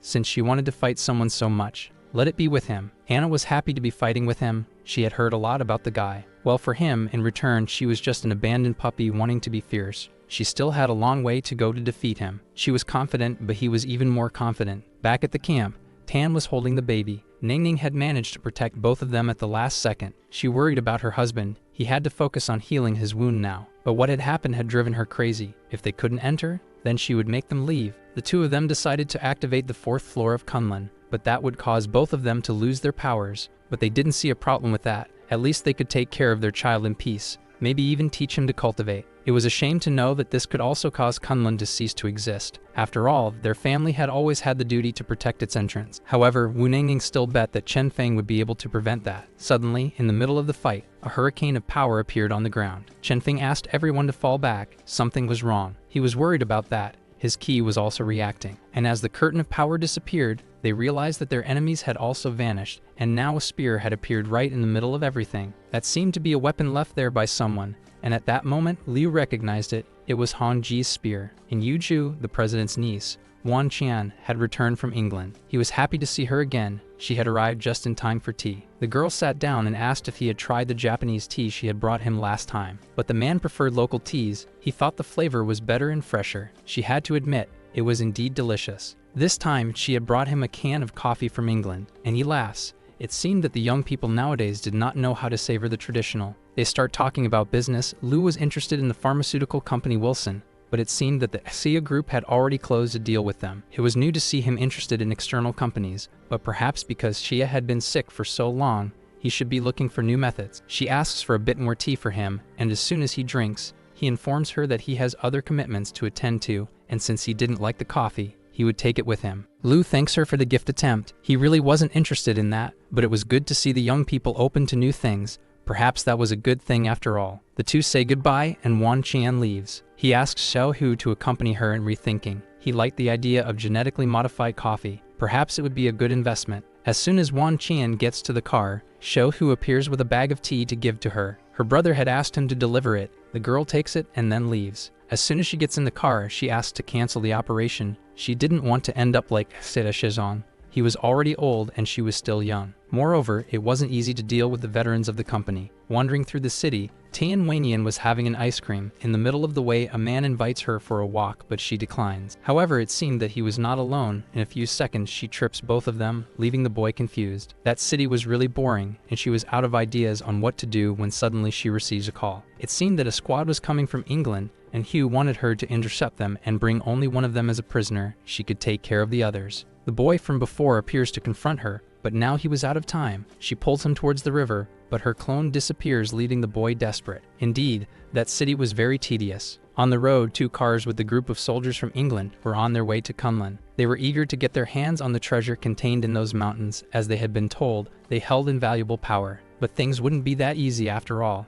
Tian Weinian had been hired to stop them. Their first car is cut in half, but the second manages to stop in time, and the men get out to prepare against the enemy attack. Inside the deeper part of Kunlun, the group walked on guard. A hand of smoke appears and Chen Feng stops it. This type of smoke was capable of attacking the soul. If it weren't for the swords, they would be in danger, and the deeper they went, the more he could feel the power increasing. Liu Zhen also prepares. They had gone deeper than he remembered. Well, they were chosen people, each with a different lineage. If it weren't for the ninjas from the land of the Sakuras, they would surely have been able to win. They fought as they walked until they reached a pedestal with a fox guarding a box. It seemed that this was the spirit that accompanied Liu. Chen Feng asks everyone to step back. He would take a look inside the box, but Sizzy stops him. It was better to look around first. What if it was a trap? But he had confidence in his power. No matter what it was, he would be able to handle it. As soon as he opens the box, that thick smoke from before covers everything. Sissy and the girls move away from the area. Chen Feng activates the power of the 9 swords and creates a barrier trapping the smoke, gradually forcing it back into the box. And as soon as everything calms down, he sees the bottom of a fish inside it. It seemed to be from the Northern Sea,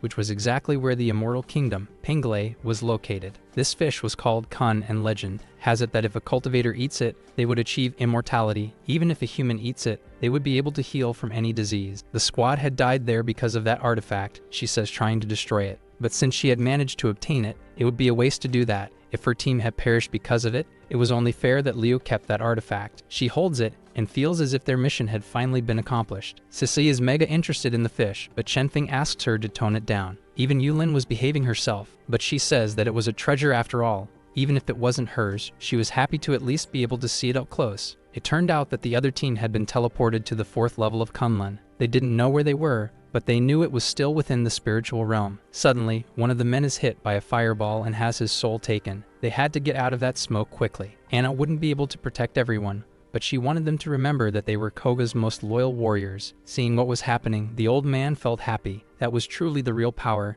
and if he could consume it, he would survive. A river appeared in front of them. Anna protects two ninjas with her power, but even so, they are caught. Seeing that they were trapped, she makes a desperate move. She throws all her ninjas into the river, and together with Yuya Yamanaka, they use them to cross the river. The old man thanks the girl for saving him, but if it weren't for him, the ninjas wouldn't have had to die. Anna still felt that something was not right. After all, everything was very quiet. It seemed that this was the end of everything. They could already go back to fix things. But Sizzy couldn't understand why there were no immortals there. At least the master of cultivation should exist in that place. Well, what mattered in the end was the journey. Even without immortals, cultivation itself was good for the body and soul. While they were talking, an explosion occurred, and Anna, Shia, and Yuya appeared. Without thinking twice, Liu went to attack Anna, and the two began to fight. Chenfeng asked Yulin to observe the two so he could learn new things. Liu managed to catch Anna off guard, but at the last moment she dodged. Sizzy was left speechless. If she had been in the enemy's place,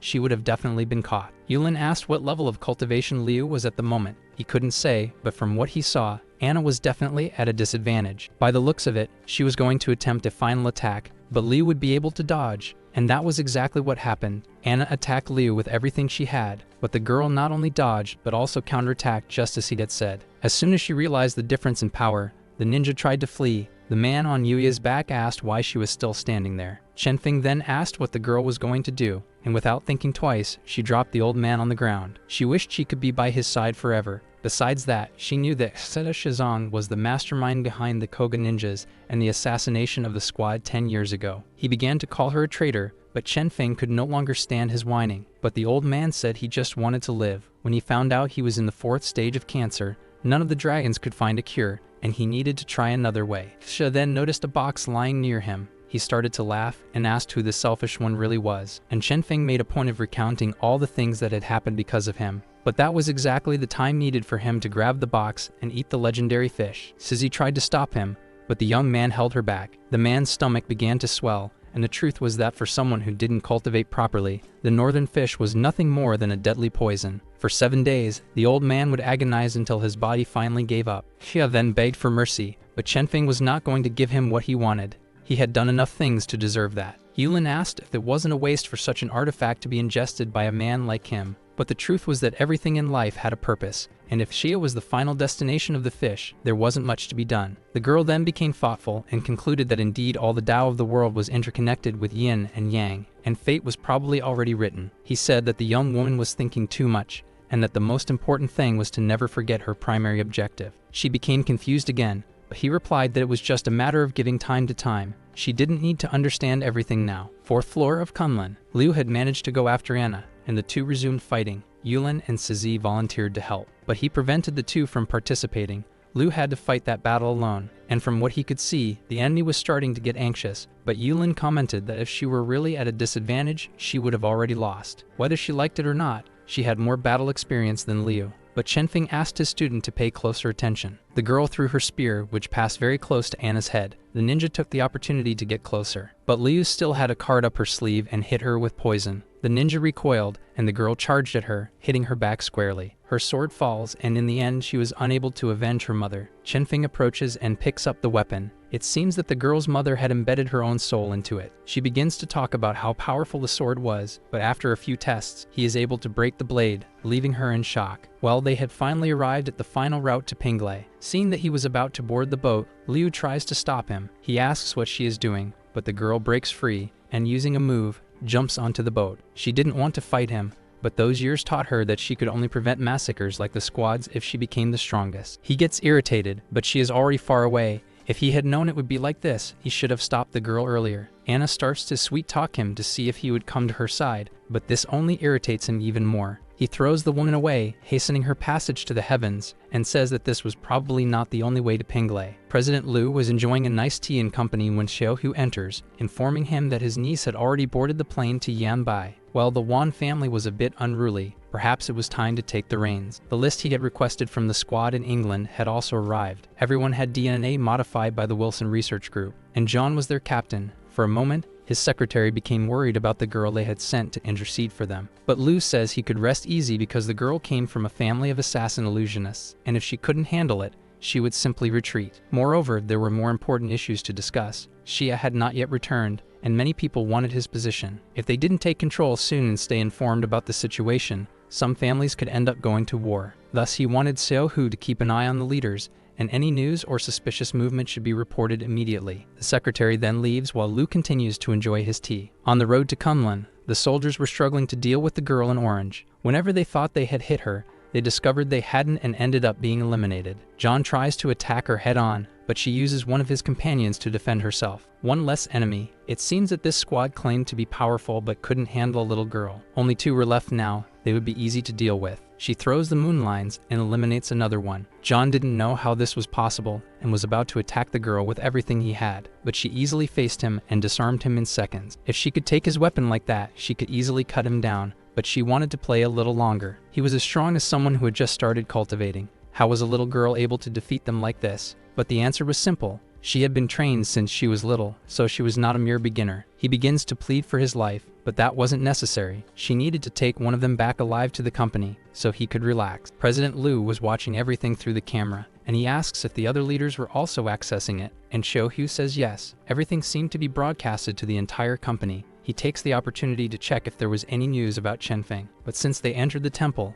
hours had passed and nothing yet. Well, if they didn't return, they would have to find a way to sort things out in the real world. From the Dragon Temple, the 2 master brothers had sensed the opening of the Kunlun Gate. Chen Feng had found a great opportunity. But would he be able to cross the river to Penglai? Xu Wanfeng wonders, and Xu Wenlin says maybe not, but who would be able to stop him? This time, Kunlun mobilized the company, the land of the Sakuras, and even England. He wondered how all of this would unfold, and whether he would be able to cross the river or not. Xu Wanfeng had already told him about the dangers. Now it was up to the young man. From within a river in the forest, Chen Feng's group appears.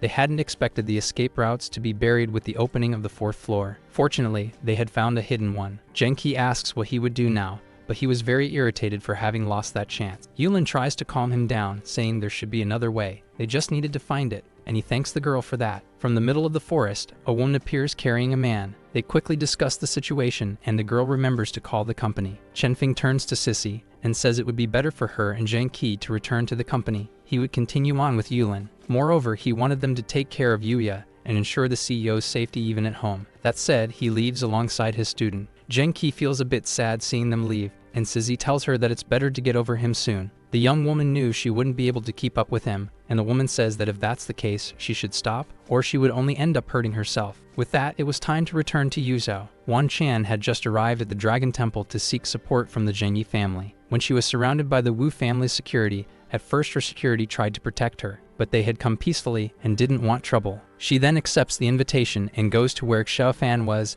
asking what the girl wanted. It seemed her father couldn't control his own daughter. A waitress arrives to take Wan Can's order, but that restaurant only sold tea and not coffee. Xiao Fan jokes with her, saying that the young woman had been abroad for too long. Thus, she orders a bamboo tea and another of chrysanthemum. With the order placed, it was time for them to start talking. It seemed the girl knew that Wan Chan had come to visit the company. She also knew about the genetically modified coffee, and changing the subject, Xiao Fan begins to ask her about Chen Feng. She asks if the girl just wanted to chat, and the truth was that she had stumbled upon her by chance. The one she was waiting to return was Mu Chenfeng. She questioned who this guy was after all, who managed to make the girl so infatuated. The girl then starts talking about how heroic and strong he was, and that if Wan Chan wanted to wait, she would soon be able to see him with her own eyes. But she didn't have time for games, she had things to resolve. However, Xiaofan still hadn't finished speaking. Yet Wan Qian also didn't want to hear more and heads back to where her car was. Chenfeng had just arrived with Yulin, and the two end up crossing paths. She notices something different about his presence but brushes it off. She calls her secretary to come up, but before that, the woman said she received a message. It seems the soldiers who came from England were decimated, and John was missing. This news leaves her in shock. She needed to do something about it soon. She goes back to Xiaofan and asks why the girl hadn't informed her about the soldiers. She is ignored due to a message, but then the other asks her to sit down. How would she explain to the Wilsons that the super soldiers had been decimated, she wonders. But before thinking about that, she had to explain why she had brought foreigners into the country, so it was better for her to sit down quickly. Many people in the company were not happy at all with that news, and the bosses were now discussing how to deal with her for betraying the country. At that moment, Wan Qian realizes the mess she has gotten herself into. So she asks Tao Fan what she wanted in exchange for her help, and the girl asks her to follow. Meanwhile, Yulin and Chenfeng were requesting permission to have a conference with Master Xinwan Zhuanfeng. But for now, the master was not receiving visitors. Seeing that it wouldn't be easy, he asks Yulin to step back. The men warn him about what trying to force his way could cause to him and the company, but as always, Zhuanfeng was short on time and patience. He needed to get through, and if they wouldn't clear the way, he would make his own path. 6 of the disciples surround him to attack together. They were excited to fight the guy who claimed to be the best in the realm. In the first attack, Zhuanfeng sends one of them flying, and in his next move, he disarms all the cultivators in the area. Others arrive, and he tells them not to interfere. Getting what he wanted, he calls Yulin, but is soon surprised by Xiaofan's presence. He asks what she was doing there, and while they talk, Wan Qian arrives and realizes who he was. The girl asks if they know each other, and he replies that they don't. They had just bumped into each other at the foot of the mountain. They head towards the bridge, but Wan Qian stops them. She says she wants to talk to the masters too, and if they help her, they could be friends. But Zhuanfeng wasn't interested in people like her. She says everyone knew what he had done in Kunlun, so it was better to be friends than enemies. He thanks her for her concern, but says he didn't need her support. She continues trying for a union, willing to pay whatever it takes. To try to push her away, he asks if everything would be fine if he wanted her. Wan Qian feels exposed, not expecting that response. It's good that she is the CEO of the Wan family. If she surrendered to him, they would be united. There was just one problem. Even then, he wasn't interested in her. But for $10 billion, he could consider it. He asks Yulin to stay with her. If the money came in within an hour, he could let her come up, and with that said, he leaves with Xiaofan in his lap. At the top of the tower, the 2 masters were having tea. Zhuanling seemed to have gotten stressed with the game again, and his brother asks him to be a little patient. But he had lost 12 games in a row. There was no way to stay calm. Zhuanfeng boasts about still being at the diamond level. However, there was something more important to deal with at the moment. Zhuanfeng had managed to climb the mountain. Well, his arrival was expected. The young man had enough determination, and if they ended up having to fight, there wasn't much they could do. Even so, if he got what he wanted, it would be good for the cultivation world. They had had problems with the White Lotus in their times. At least now things seemed more balanced. They needed to receive him soon. The 4 finally meet and greet each other. He shouldn't have forced his way in, but Xuanling would let that slide. Zhuanfeng ignores him, and the senior really didn't like the way the kid acted. Xiaofan tries to ease things a bit, mentioning that soon his family would make a donation to them. That information completely changes the old man's mood. The 3 go up to the meeting room to have tea, but the tea could wait. Zhuanfeng wanted to know if there was another way to Penglai. Xuanling gets irritated, but the young man wasn't having his best day either. Due to his spiritual strength, the tea starts to boil. It was incredible to see the difference in cultivation level he had. Zhuanfeng asks his brother to calm down, and Xiaofan does the same with Zhuanfeng. The truth was that they were waiting for someone, and it seemed they had just arrived. The couple from the camp enters the room, and at that moment, Zhuanfeng realizes that their cultivation presence has vanished. But the 2 saw this as something positive. At least now they were free. Zhuanfeng offers tea, and they accept. Wu Ningning is curious about the young man's presence there. After all, he was supposed to be in Penglai. Upon hearing that, Zhuanfeng loses patience and decides to leave. But Xuanling asks him to wait. When he arrived, he wasn't well received, and now he couldn't leave. They needed to decide soon what they wanted. The girl agrees with Zhuanfeng. But what's done is done. At least they could talk a bit before he left. He knew the masters only wanted to use him, so it was better to make it something both sides could benefit from. Xiaofan grabs him by the arm and asks him to tone it down and listen. Thus, he wanted to know everything about Kunlun that the couple knew.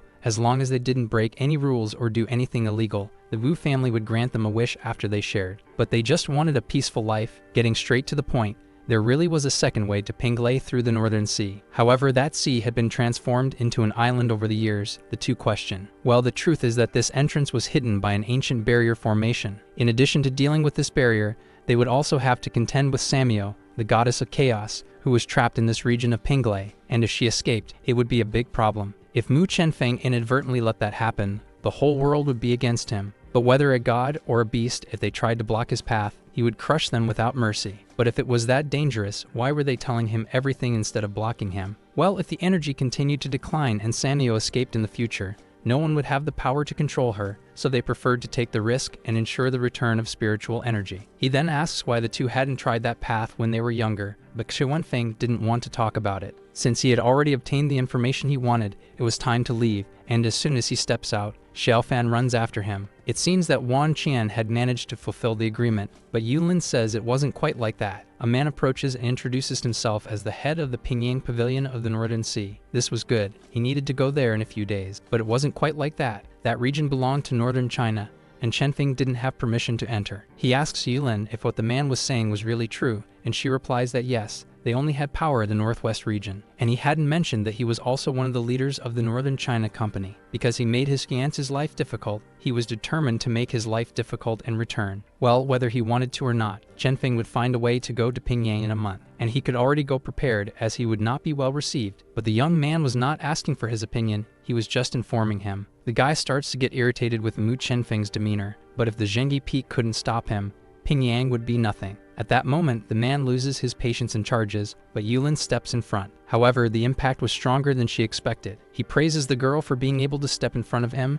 Her master should be proud. Mu Chenfeng picks her up from the ground, and the girl says she is fine to avoid worrying him. Xiaofan goes to them, but first makes a call asking for the Zhengi sect to be surrounded. He wanted someone's head on a platter. She asks Yulin to concentrate. She would help her heal. A helicopter arrives, and the girl says that Chen Feng could do whatever he wanted. The Wu family would cover for him outside, and he thanks her. Wan Qian starts to talk to him, but is quickly silenced. It seems like a cat had bitten her tongue. The man approaches the two trying to stop him, but he is thrown away. The woman should be grateful. Luckily, he didn't like to eliminate those of the opposite sex. He would let Xiaofan take care of this. She tells him to stay calm. She would leave her paralyzed for at least 24 hours. As she walked towards the man in purple, Zhuanling appears to interrupt. The Zhengi sect did not accept private battles, but Chen Feng was already determined. It would be better not to interrupt him again. The phone starts to vibrate, and the young man immediately says that if it was to ask him to stop, he would make a point of leaving the company right now. He didn't want to stop. Since she had disappeared, Northern China had been going off the rails, but even so, he didn't want to pick a fight with the Zhengi. It was better to respect the rules. The young man hangs up, and President Liu goes back to enjoying his tea until Xiao Hu arrives and informs him that John was already in possession of the company. It was better to start the genetic modification research on him and about Wanyu. Soon there would be a festival, and he wanted her to participate in the magic numbers. Upon hearing that, the girl runs in and hugs him happily. Another explosion occurs, and the guy returns to the fight, saying that not even the Emperor would be able to stop him now. Well, he wanted to see what the handsome guy was capable of then. He comes using all his speed, but Mu Chenfeng dodges his attack effortlessly. Trying a new attack, he starts to circle around. But as soon as he tries to hit him from behind, he is stopped and thrown to the ground. He was very weak. It was a miracle he had lived this long. Coming from behind, the two masters of the peak appear, but they are also interrupted. From what it seemed, both wanted to measure strength with the young man. He wanted to follow the president's request, but now he wanted to know how powerful they were. At that moment, Zhuanling and Xu Wenfeng retreat. They had no interest in having enmity with him, but if his fight with the young man continued, the sect would have problems. Xiaofen's guards arrived at the scene. As soon as they received the order, they all invade the mountain. Chen Feng appears and asks her not to do that. He didn't want to cause any more confusion there. He would like to return those two to northern China and ask for explanations from the company. Something strange begins to happen with Yulin, and Xiaofan becomes worried, but that was just the girl evolving. When she woke up, she would be at a new level of cultivation. She is happy to hear that and asks her men to take the girl to the hospital. And it seems she had received a phone call. As soon as she answers, her father's voice can be heard throughout the temple. So furious was he. With the calmest demeanor in the world, she says she would not do what he was ordering and would resolve things her way. It was better for him to focus on the company. She would take care of the rest. Even so, he insists that she return, but the girl hangs up and hands the phone back. Chen Feng is worried about the girl's relationship with her father, but she says he doesn't need to worry. Later, she would just ask nicely, and he would forgive her. In northern China, Chief Bai Fei received a message from Chief Wu. It seemed that his children needed a lesson, and if Wu was not able to teach them, as soon as they arrived in the north, Bai Fei would make sure to teach them a few things. Our video ends here. If you enjoyed it, please like and subscribe to the channel. Until next time, bye bye.